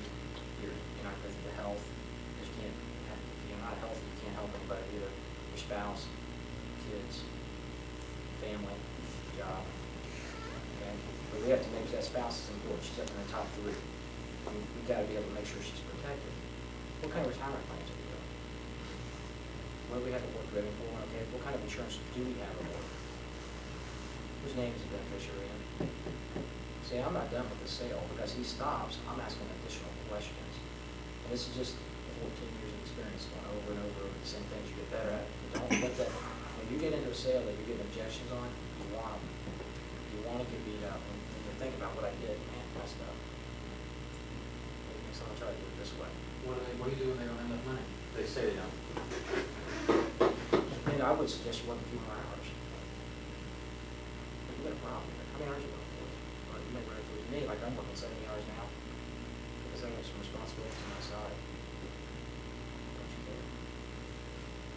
Bottom line, with no reaction, because this isn't personal between you and I. This is doing my job. Now, if you take my tie off, I don't think I'd talk to you that way. But you pay me to give you this advice. You pay me to make sure that I'm insuring you properly. But if you're only working 40 hours and you can't make ends meet, we can put his life insurance at $30. If you work another 3 hours a week, you're actually probably going to be able to maybe pay this phone bill you're up to. Actually, let me see exactly what you're talking about, so that I can understand. Maybe you're right. Okay, what's your income? I'll see all your bills on this side. You guys ever sit down that way? Well, I care. I didn't do this to be. I hear people do this all the time. Oh, he got all snotty with it. They will never say that about me when I'm done, because I'll tell them, I said, I really care about you guys. If you tell me you don't need it, I'm gonna show you. Then show me why you don't need it. Tell me that the kids aren't poor, and I say, okay, I'll take that need out of the picture. Tell me that you don't have a mortgage anymore, and I'll take that need out of the picture. Because all I do is protect your assets, protect what you're trying to. You're trying to be successful. If I got a guy that I write 20-year term policy on, I might want to leave it 20 years. Because if he's got a retirement plan that's building on that side, and I'm aware about it, the idea is he's going to be successful in 20 years. Also, what's happened with his mortgage? This came down for 20 years. What's happened to his house? It's went up 2 to 3 to 4% a year for 20 years. So he has a $100,000 house, now he has a $160,000 house. You have a $60,000 asset. Kids are out of the house. And what's our needs? I don't know at that point. Anybody tells you you're going to get to 65, this is what this policy is. Who the heck knows what's going to happen at 65? My problem is if you die between your hand. We're going to take this 30 bucks into that. I think my question is really, individual wants to spend a set amount of money. Right. Okay. He's not going to get the coverage that he needs for a whole life policy. Right. But perhaps I can give him a bit more coverage for the same amount of money. Right. And then later on, he will be able to convert that over to term. Yes. Great term. Right, that was my question. Yeah, you got a sale? Yes. Close. Close, you're done. Okay, but the thing is, you do nothing, and that's what we're here today, because we're doing nothing. We're doing 4, 5, 8 a year, 10 a year, 12 a year. I'm not asking you guys to do a whole bunch. Do your quote at 12. Get it out of the way early, so we're getting enough to spaz it for a second. And I'm telling him right now, if they're not doing a quote, find out why. And there might be a good reason why. Yeah, you might just don't care. I mean, it's going to come right down to that. Yeah. I think the thing that he's asking, at least I hear from the questions he's asking, there's several things. And one is it appropriate to sell less if they need more? Number two, how do you determine what is the real need with the number of policies and apps that you sell? And for example, if we take this reinstatement of an auto policy into a homeowner's, then where did you get to in relationship to the amount of life proceeds that you sold this lady? How did you get there? I think that's what he's asking. Okay, like this. And how did you determine the premium while you were there? Did you walk in with a set opinion that you were going to sell this policy with this actual disclosure statement for the premiums?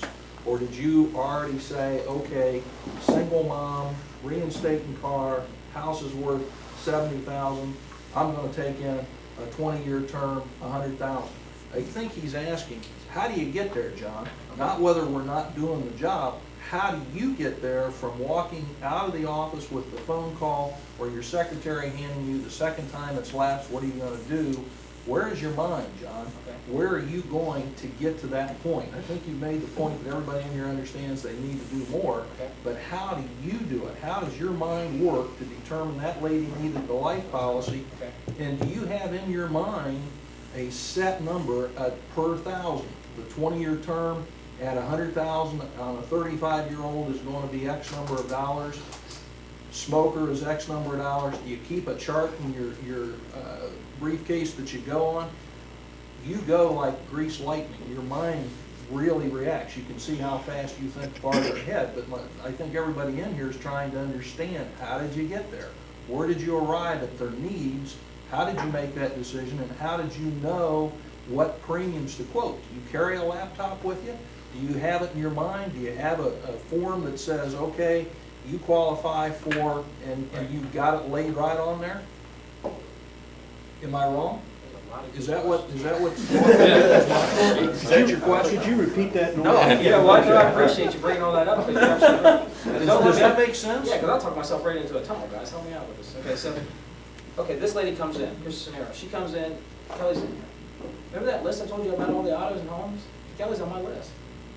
She got one auto with me. She's got a choice. She can put them all with me, or she can leave. I know her income. I know what she can afford, what she can't afford. I know she'd get child support. I know where she's at with her income. So right off the bat is, I'd much rather have her have something than nothing. You go down to a $25,000 decreasing term policy, it costs $8 a month. That's what I'm talking about. You can move these trips. $8. Person jump out of his seat. What are you talking about? I mean, every single time. You get 35 sales and divide about where you're at with it. And what Norm's asking me is, what's in my mind? My mind is going continuously. I know where this person's financial situation is. I know the difference when I'm dealing with people. I know how guys, I try to, pretty good concept of how men think and also how women think.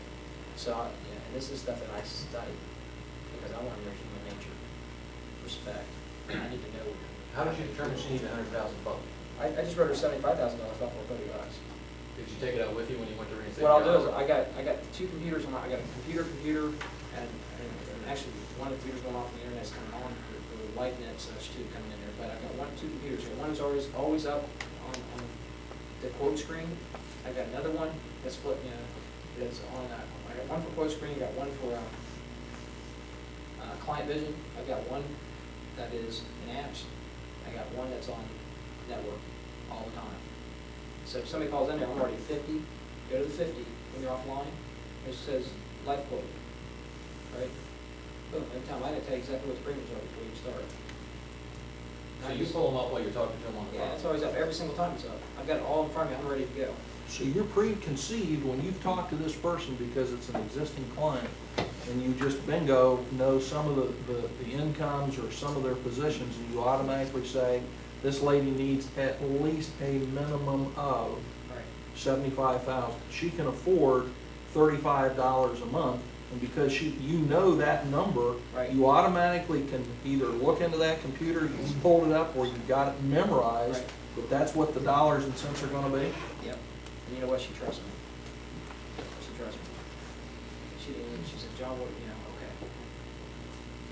Trust. So the person tells you, okay, I want to spend $50 a month, you don't go into, how, you don't go into this deal with that? No, I mean, I explained the product to her. Let her know she's got $75,000. Also, if she gets sick, she's got 1 year to go, I can get her $32,500 because she's got some babies there. So I can accelerate that benefit. I've dealt with 19 deaths of cancer in the last year. I've seen the people over a period of time. One, I was over her house, the husband's house, a couple of days ago, when the husband passed away. She's by herself, on oxygen, $200 a month. She's got to pay for it. She can pay half her rent. I told her to pay the other half of it. She can't pay it this month because the guy didn't take care of her. So she was on oxygen until now. She's on oxygen 24/7. So I'm over talking to her about the situation. I make $12 on her auto insurance policy. I don't plan on paying her rent. You have to earn the trust and care and get into the relationships with people that much. Guys, I don't have a whole lot of relationships with you guys, but my customers I do. Probably because I'm so mentally exhausted from dealing with them, I don't have a lot of time to deal with the agents themselves so much. When do you, he asked about the illustration, do you have it ready? When do you do that? Do you take a laptop, so you print the illustration, or do you mail the illustration after you've sold it, or? As soon as I quote it, I print the illustration, right now, bang. Illustration's done, I got the app, the other one already tied together in my office ready, stapled together, illustration's attached. So these are already sold on the phone or in person? Yeah. And you print it ahead of time, sometimes you go out and fill out the app and, Yeah. You'll sell them on the phone though. You I sell most on the, I don't send apps out to have signed, that's illegal, I can't do that. I mean, I have to see the person have signed the applications, do it that way, there's procedures if you're, do I mess up? Yeah, all the time. I hate that too, ADR here, ADR there. I mean, every time I forget, and some little things, we have so much to do, but what I have is I have the app, I have the medical form, I have a replacement form, I have it already attached. Actually, I'm out of apps. I need some help, but I need to, but I have them stapled here, so when I do a quote, I'm already online doing a quote, right? I go to the screen, have an idea, then I switch over, I go to print it out, so it's 6 pages. And then I attach it. What am I doing? I'm laying a seed. If I don't do it today, I might do it later. I talk to you about it, but I don't forget about it. And I put it in a pile, and I get back there, and I go right back down the list again. I call what's called the name game. I've been doing it since I've been 18. I'll write down names before I start. If I write down 50 names, that's where I start, and then I work off of them. I don't just go to work and think, okay, what am I going to do today? I'm planning. So if you're not got calls coming in, start planning. So get some different marketing ideas. Ask everybody, what can I do to help? You know, what can I do? Help me. I don't know, your manager, whatever. I need some help. I need some different ideas. You just need one idea to run off of. Remember the K2 coverage, the autos without the house, the runners. You know, you try to build up a new relationship. Go through your yearbook. My class hates me, but I'm putting on the class reunion this year by Farm Insurance. You know, but I bet them to death. Couldn't do it without my class. You know, and that's the kind of stuff you want to get in relationship with people, and it might not be that person you're right, but you might bring their money. And I'm helping. I've already got what I want. I don't want any more customers. I want more policies in each household. I'm already successful. So if you guys get 1,000 households, 1,000 relationships with 5 policies each, you got bigger business than that. so, can I ask another question? So you're selling all these over the phone, and then it's a matter of writing it up and getting the Right. signature. So you have a quick way of going through the need, finding the money, Right. and closing it right over the phone. Right, so, when I'm doing that, I'm just simple, so it's so basic, guys. You got your life insurance with? I don't really have any.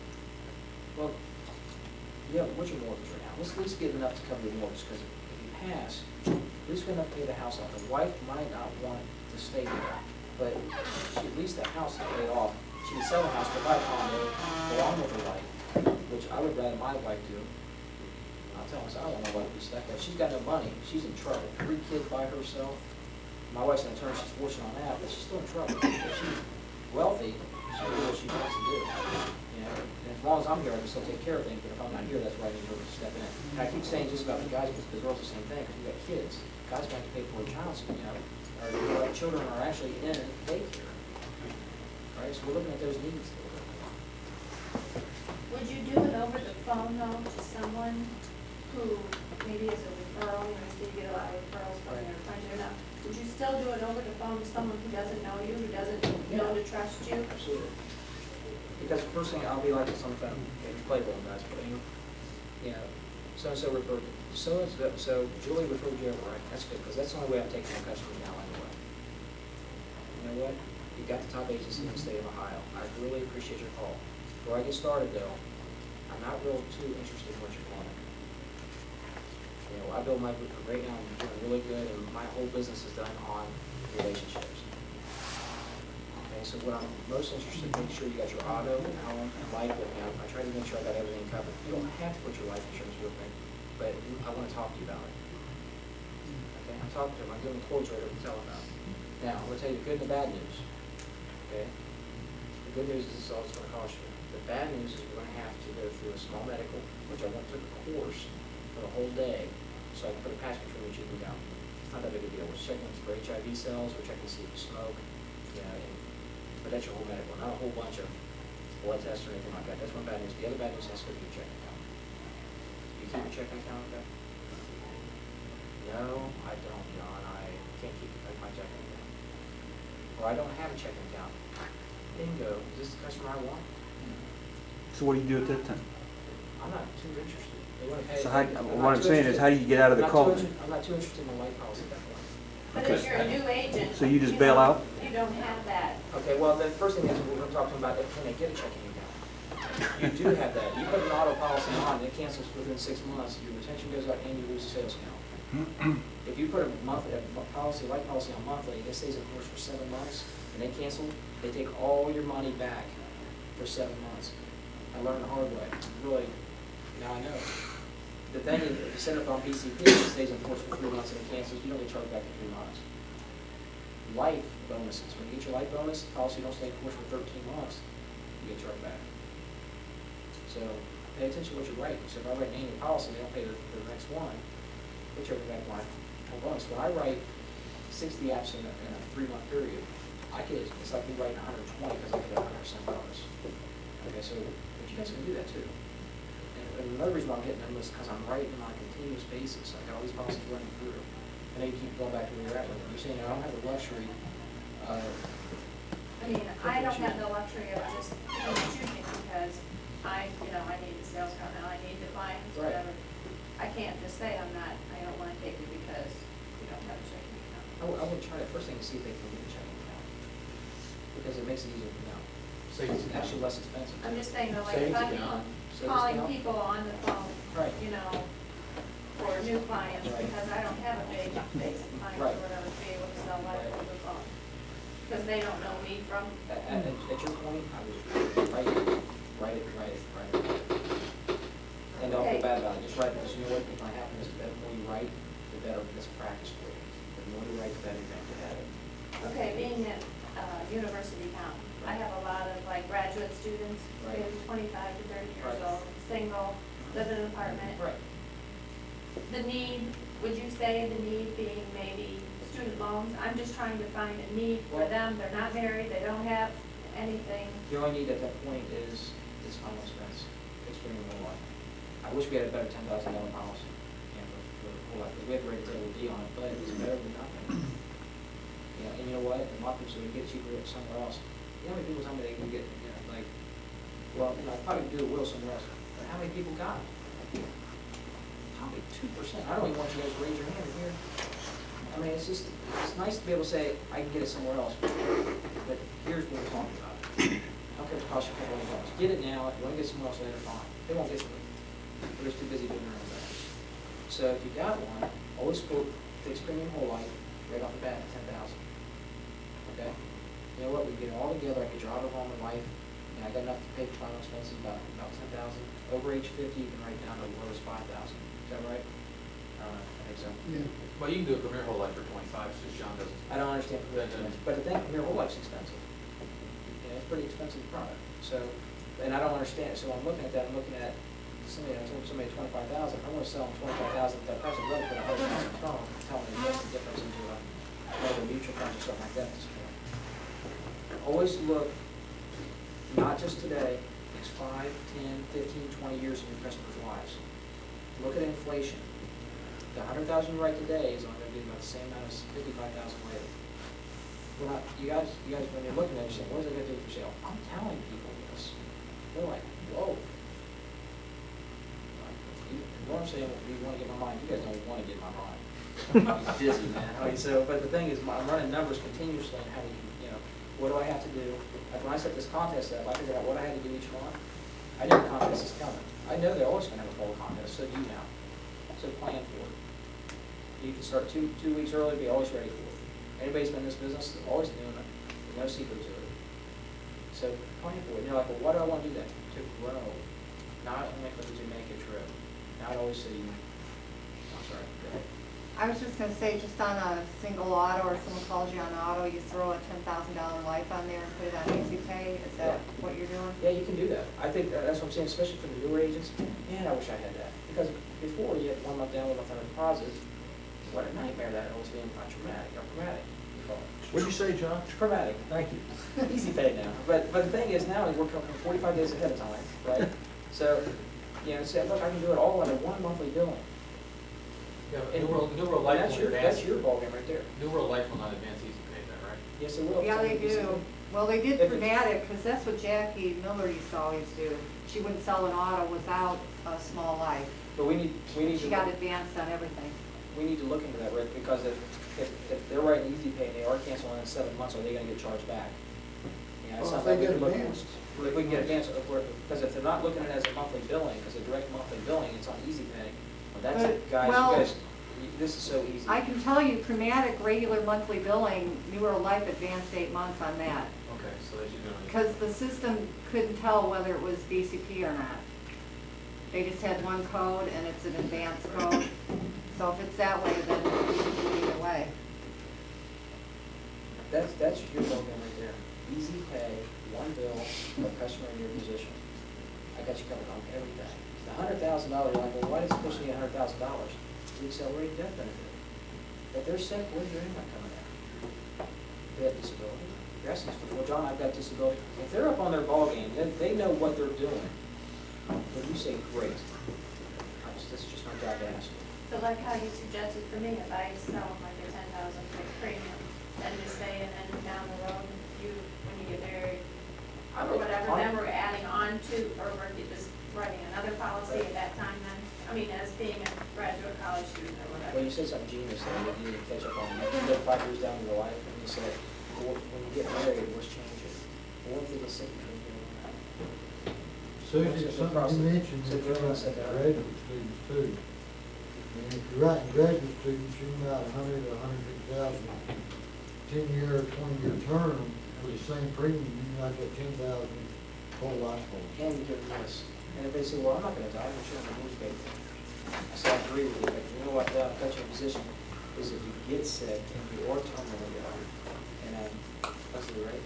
Leslie brought one to the dead, terminally ill. I dealt with 19, it is happening. You guys in this room, 5 will die right away, all the rest of us don't know about it. Pretty realistic, maybe 6 of you die from heart attacks. Everybody else is gonna die and they're gonna know about it. I'm not gonna die. Gonna have to be enough pain dying that way, but I don't want to die with their dignity. Put my family in jeopardy because I don't have this. Buy this on yourself. If you don't own it yourself, how can you sell it? For God's sake, I mean, come on. If you don't believe in it yourself, how can you sell it? If you sell it and you believe it, you sell 10, it's paying for itself anyway. The first year you get your commissions coming back to you, and you believe in the accelerated death benefit. John? Yes. What would you have done differently? You mentioned that earlier. Just probably, just as a salesperson, I was young, I didn't really know a whole lot of things, and the way I was trained at the beginning was kind of rough, you know? I wasn't his DM. That was, but see, I think that I would have, the way I was taught to sell policies wasn't the way that Norm has taught me how to sell policies and some of the other agents themselves, you know? And I listened a little bit, I learned a lot, but if you're trained properly at the beginning, which you guys have, you know, I was 19 years old out on my own. I wasn't doing terrible things, but I wasn't looking at the needs. I was just selling policies. My lapse ratio showed that. Writing 120 policies, losing 60. They had a 19% margin. Yeah, so it was up pretty high, and it was higher than 26%. Yeah, it was up pretty high, and you know, and there's another agent here that I've been training to, and I'm going to mention because he's my protege, but he's got a high lapse ratio, and he's selling a lot. He's the 3rd largest writer in the state of Ohio, but he's losing a lot. And I'm trying to work on it. He's got the closing, he's got the asking down, he's got to learn the need and the product. And you guys don't think that's important, that's huge. But he's in our district, I'm not going to mention his name, but I am so impressed with his singles. And I told him, I said, if you can ask him and close them, now if you get these other 2 down, and that was my problem. I didn't have a ask, need, product, close. Appreciate you bringing it up though. The other question is, at what point did you have the confidence to put it on the table and be willing to walk out? Many agents here, you know, are, they're desperate and they're starting. Right. And yet what I've noticed about you is that, like if you have a single policy household, you raise the question, well, perhaps you would do better next door. Right. And you leave it to them to bite the hook. Do they really want to work with you or not? And at that point, you have a different kind of relationship. Right. But when you're starting out, sometimes you're willing to walk, write anything that crawls through the door. Yeah. And later live to regret it, as we know. Yeah, and it really, probably when you started too, is everything when we wrote that crossed the door, it's a very good learning experience. So I'm not telling you not to write it, because you're going to learn from each one. You agree, Ted, that you're going to have a lot of failures. Michael Jordan lost 128 games. But the only one I remember was that last one he did. Same with Babe Ruth, and I can go down the list because these are the people that I want to learn from. You know, home run king Babe Ruth, he also struck out the most in the year. I'm not a big sports fan. I'm just like, that's incredible, because I don't think about that, I think about what he did. So you're gonna have a lot of failures, and expect the failures, learn from them, thank God every day for your failures and your successes. And don't say, oh God, I'm down, I gotta stay down. You gotta learn from them. Now, John, you keep mentioning, selling over the telephone. Right. From all my experience, I'm new in insurance, but I've been in sales for quite a few years. Right. And I find it myself very difficult to sell over the telephone. What I do, the selling part I do on the telephone is I sell myself and I sell appointments. I think sometimes we get ourselves in trouble if we try to sell over the telephone. You can lose a customer, you can lose a client real easy. Well, and I'm the same way, if I'm sitting home in the evening and somebody calls and wants to sell me a MasterCard or a Visa card or whatever it might be, or a mortgage company, right? And they automatically go into a sales pitch. I hang up on them. Right. I just think that, it may work for you, and if it does, all well, fine, good, but sometimes I think we gotta watch, when we try to sell the telephone. Right. But those aren't cold calls. They already have some relationship with John or somebody John knows. Yeah, He's but I'm not, do you call people? Yeah, but I want to address what he's saying, because you're right, because you're not here for me. Pardon? You're not here for me. So I exactly agree with what you're saying. If it's not, because to do exactly what you're doing, I can't do that either. Talk to somebody over the phone, I don't see how to hang up right on in a minute. I don't say this is John Snyder, Farmers Insurance. Farmers got you guys all doing that. Me and Norm and Ted and the guys that have been around for a while really appreciate it, the advertisement. So anyway, figure out what the heck we're doing with the younger guys. This is so-and-so. They made me do it 1,200 times. You know how many I sold off that? None. I did better by shaking hands, getting the appointment, and getting in front of them. The thing where I'm at with it, I've already got 1,400 relationships. Everything I'm doing is referrals. I still get a lot of call-ins. Actually, me and Rod's going to set it up to where if the call-ins are coming in, I'm going to start giving it to the other agents. So, because I don't need it. I'm doing just as well with what I've got set up, and my plan is set up. I don't need the additional. I don't mind sharing. It's not hurting me one little bit. And I don't want these people to be upset when they're calling in. I just want to make sure that they get the best service, the best time, and it gives some of the other guys some opportunities on it. But please understand though, they end up seeing him face to face when it's closed out, and he reiterates the rules of the road and what he does as an agent and how he operates. I mean, he spends a lot of time, but he does pre-qualify very, very hard on the phone, and he lets them know, I'm going to get it all, or we're not going to do business. Now, you don't have that advantage as a newer agent, but please understand though that the ones that are going to try to manipulate you, which I can tell, Rick is going to be full-time here soon. He's in my district, and he's going through the manipulation interviews like you people have, where someone tells you how you're going to do it, or only buy if you do this. The client's going to be paying the butt. You know, no shows I got when I started as an agent. I was 18 years old. I know what you're feeling. I've been there, and they don't show up. My door going. But I didn't quit. I just went to the next one, next one, next one, next one. Then I got an attitude. Norm Fountain came in. I keep saying about it. I can't tell you how much I appreciate it. How much he moved me. One conversation happened downstairs in the basement, and he just said, did this. And I thought, and I only took this much of Norm Fountain. Tim Woodard drives me crazy. I'm not gonna lie about it. But man, he is a very good salesman. I took this much from him. Sam Chapman. Yeah, I took this much from John Snyder. That's it. But the thing is, closing your sales, you're absolutely right. You're trying to get the sale in front of you. You're gonna have a hard time setting a sale up from the telephone. It's better to go out and meet them, shake hands at the grocery store, wherever. At car washes, I've sold more insurance at car washes. I do that all the time. I tell a couple guys, look, I'm just going to go over and what first, just check over here, and they go over and say, hey, that's a beautiful car. Who's got your car insurance with? Or you can say, hi, this is John Snyder of Farmers Insurance. Chink. Let me tell you about myself. Right? Chink.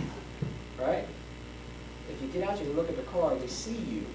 That's a genius idea. When he was an agent, he bought dogs so that you could walk your dog in the apartment complex to run into people. Yeah. I think what John's saying, John, correct, John, I think what you're saying is is that what works for me may not work for you, and vice versa.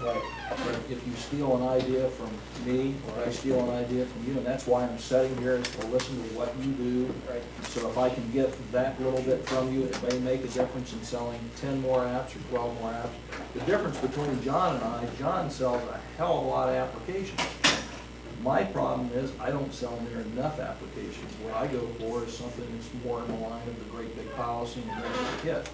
And there's a radical difference, and even though John and I exchange ideas, I couldn't do what John does, and that's going up to a guy in a car wash and shake hands and start selling auto insurance. Not my personality. Everyone in here, and that's the neat part of working for farmers, we're all entrepreneurs, and we're gonna do it our own way. It's the idea of stealing something from John here that may help you at some point make that sale. And just get back to the telephone, I spent a number of years in the recruiting business, you know, for the military. We had I won't say where, but we had a full bird colonel that was the recruiting district manager for the state of Ohio. He came out with a lemon eyeball, Operation Lemon Eyeball. Right. You had to give enough lip service on the telephone to make 25 eyeball-to-eyeball contacts, you know, in person. Right. And it worked, you know. At first, you know, we didn't like it, or I didn't like it. I don't think anybody liked it. But if you give enough lip service, you know, and you need 25 appointments, you know, then you're gonna get those appointments. But that was it. It was strictly no selling. It was just selling yourself and who you're from and what branch of service you represent, you know, and if you just want to, you know, take 10 or 15 minutes of your time in their home or in your office, you know. So, Yeah, so the whole thing is, we said it again, is get information. right.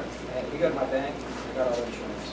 The persons I stop to at the gas station, those that tell cash registers, I got manual insurance, all people work for insurance. And I asked them in front of them, why sit there and go to the front of them? Why not just find a way of hooking up with them? Hook up with them. So many different things you can do. I think sports really taught me a lot, because I coached, my coaching I got a lot of good relationships, I cared about the kids. There's a wall here. But when I got past that wall, everybody's the same. I don't care what nationality you come from or where they're at. Even if I don't understand them, I really try to listen.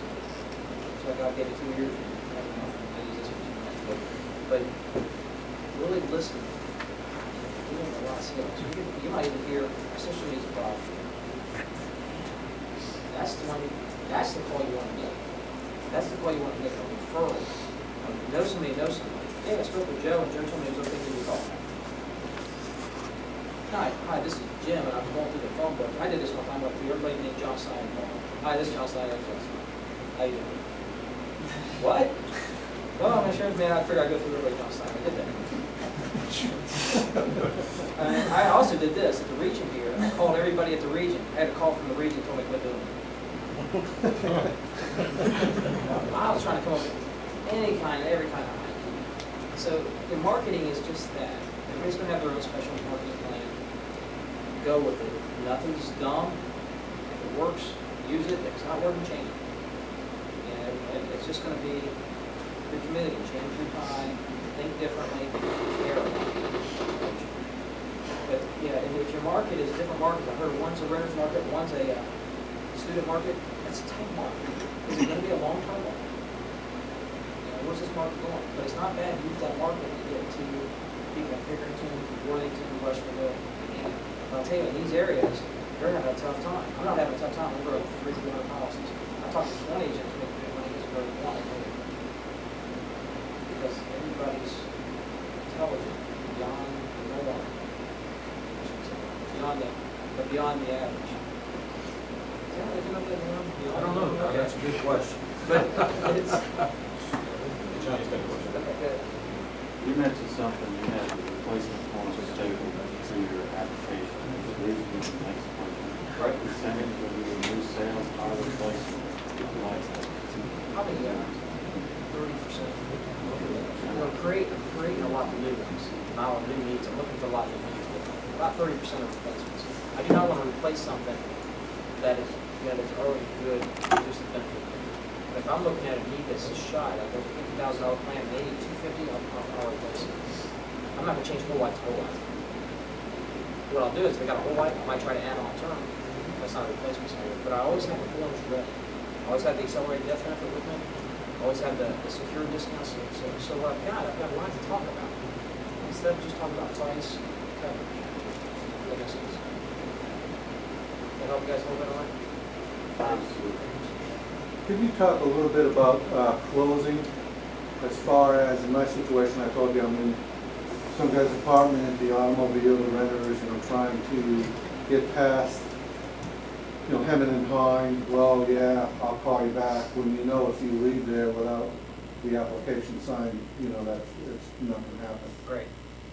So could you just talk a little bit about closing, I'm trying to think back. about how you do it? Yeah, first thing is close this, I need to check. Yeah, I need this amount. It's $17.35, it's gonna go through your checking account. You're looking for this. Can I see your driver's license? Start writing out. Because yeah, at your guys starting out, you're gonna be going through this. Norman and I don't, when I'm thinking 14 years in. But think back when I started, it's not as easy as I'm saying it is now. It's not really easy for me now, it's just different. And now I gotta try to find the time to write it and to handle everything else without losing off the back end. What you guys are trying to do is get the business in, trying to find the new leads and stuff like that. So when you've got to stay on front of it. First thing is, if you do it over the phone, they know what it is before you get out there. You're already late to see their mind. You already have an idea if they need it, if they want it, if they don't want it. So try to sell it over the phone first. Can I stop you for 1 minute? Yeah. That was another question I was going to ask you maybe. I'm doing a lot of X-dating, calling people that I know their automobile renews this month or next month, or a lot of homeowners. And what I run into is, well, okay, give me a quote and call me back, and if I'm interested, I'll meet with you. And that never works, because we're not going to be the low. If it's just the price, they're not going to call me, because for one, I might not be lower. Right. For two, how much lower do I have to be to make it worth meeting with them? So that is interesting that you would say, do it over the phone, because it's been my experience that that meeting never takes place when I talk about price over the phone. Good what you're asking right there, because it's going back to exactly what you're saying. You guys gotta get in front of me. So what we're doing is are we working off of just cold calls, or we're trying to work off of customers we already have that we're asking for referrals, we're begging, we're in quicksand. Help me, help me, help me, help me, help me. Yeah, these are cold calls. Cold calls are tough. So what you have to do is because you're shopping people that are looking strictly for price. If you do that, you're gonna get out of business. You're gonna have to adapt somehow. Hang on a second. Let me get to this. Because you're gonna have to adapt.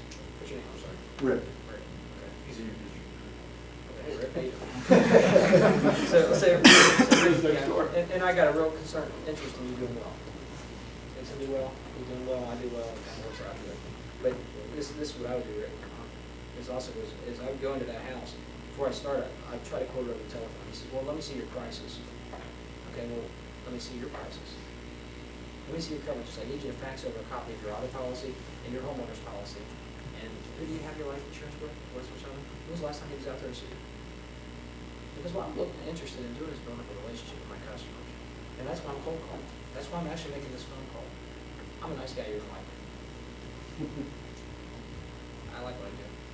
And I'm not interested in keeping it for 6 months. I'm looking to build relationships like you would with your doctor, your dentist. Put yourself in that category, that level. Yeah, people walking in on me all the time, so you just walk in on your doctor. I make people mad sometimes about this. Yeah, they're making me a heart attack. So, and I'm going through 4,600 outgoing phone calls a month. Can you imagine what's coming in from two? So the only thing I'm doing different than a lot of people too is I'm working hard. I'm really working hard. So, yeah, work pretty hard. Yeah, You're right there. but just gotta work real hard at it, keep going.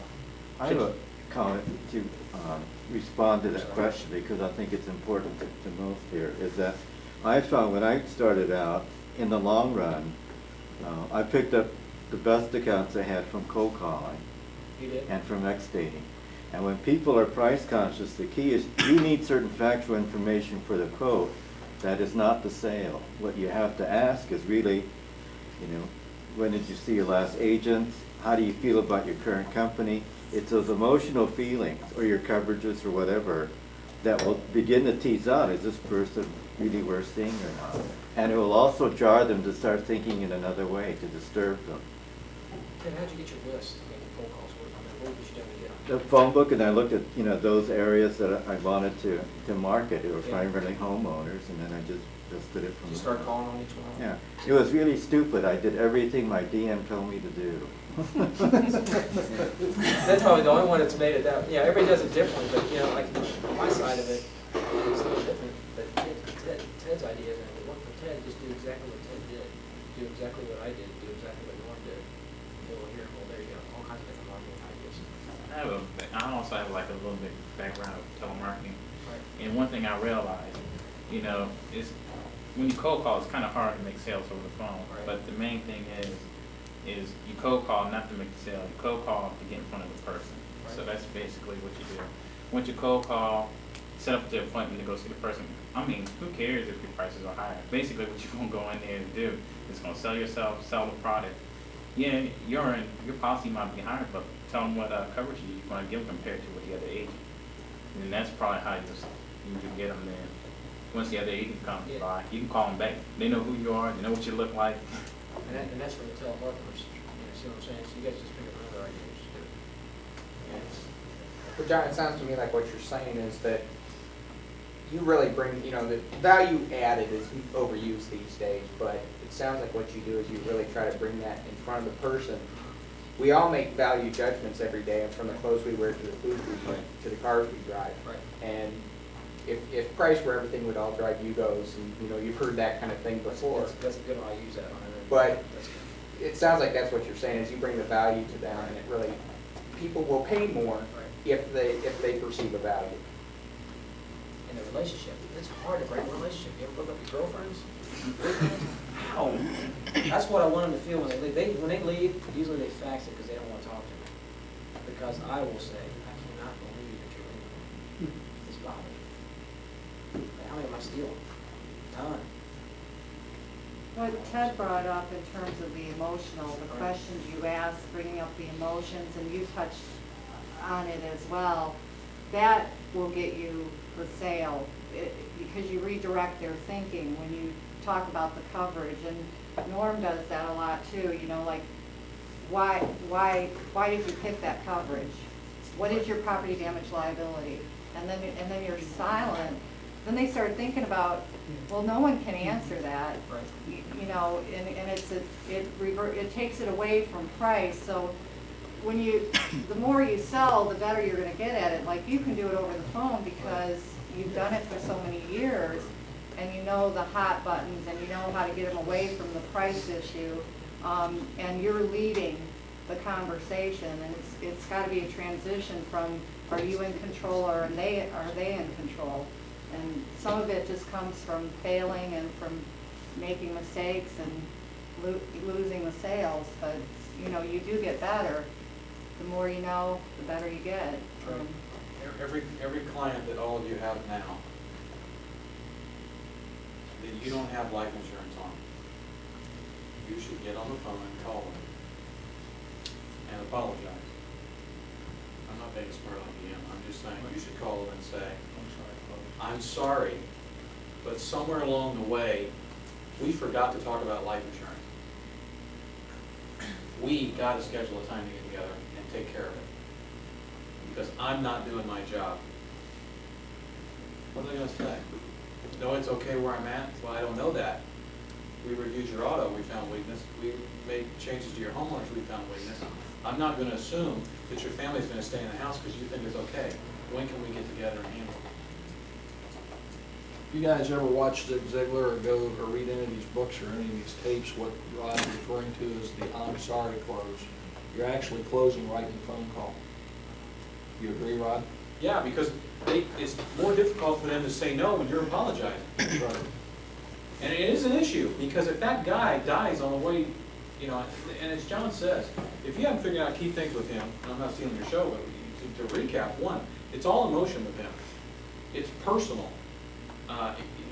He gets, I get phone calls from I used to, not as much anymore, because he's got too many kids and wife, and he's calmer now. But when he was younger, they would call me in New World Life and go, this guy is tenacious. He wants us to finish this thing. He's bugging the crap out of us. You back him off. And, you know, and I sat down in Hanley's office one day. He never knows half the stuff I do when he's not around, but I said, you guys love him because he sells what he sells and he does it with emotion. Now you get pissed off when he's got a policy service problem and he won't let go either. You can't have it both ways. And so he pushes emotion. He builds relationships, and he may, the bottom line is he disturbs people. He makes a wave in the pond.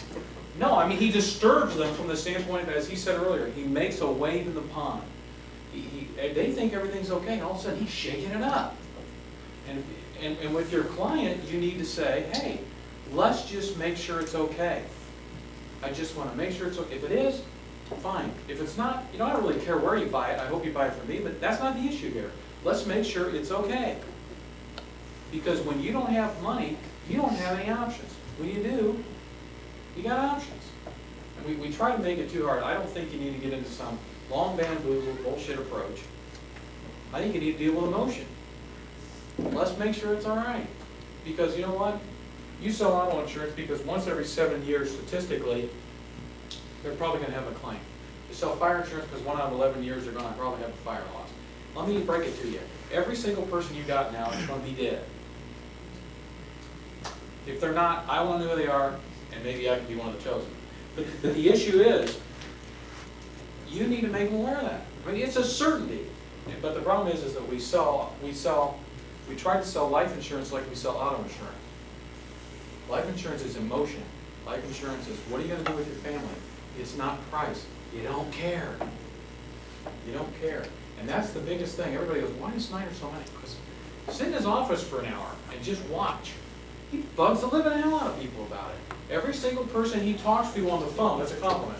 Every person he talks to on the phone, he brings it up. He's got all these terminals. He's got that light quick reader going all the time. And he's talking about an auto, and I said this also one day, he's talking to this person about an auto, looking at the 10 screen or something. And while he's talking, he's on the light quick reader. He's going, you know what? Because he's looking at client vision, and he goes, I don't have their life insurance. I'm also looking at their age. I already got their age. Usually I got their He's pulling up and looking at the light. I run the NVR on. I know how much they weigh, height, weight, collar. I'm telling them exactly what they look like. I know everything about them before they even start the program because I got the NVR, bam, okay, right there. So I've got the NVR in front of me. I know what this person is going to do. If I'm going to waste my time on this person, how bad. He's got an OBI, reckless off speeding ticket. I might have some health issues if you want to know that too. Usually when I got a clear record, I'm not going to have that too much. I'm trying to get an idea where I'm at with it. You know, if this person's stable, they're usually not paying too much for car insurance, they can afford the life insurance. A lot of people you find do this. Their car insurance is $1,500, they pay it.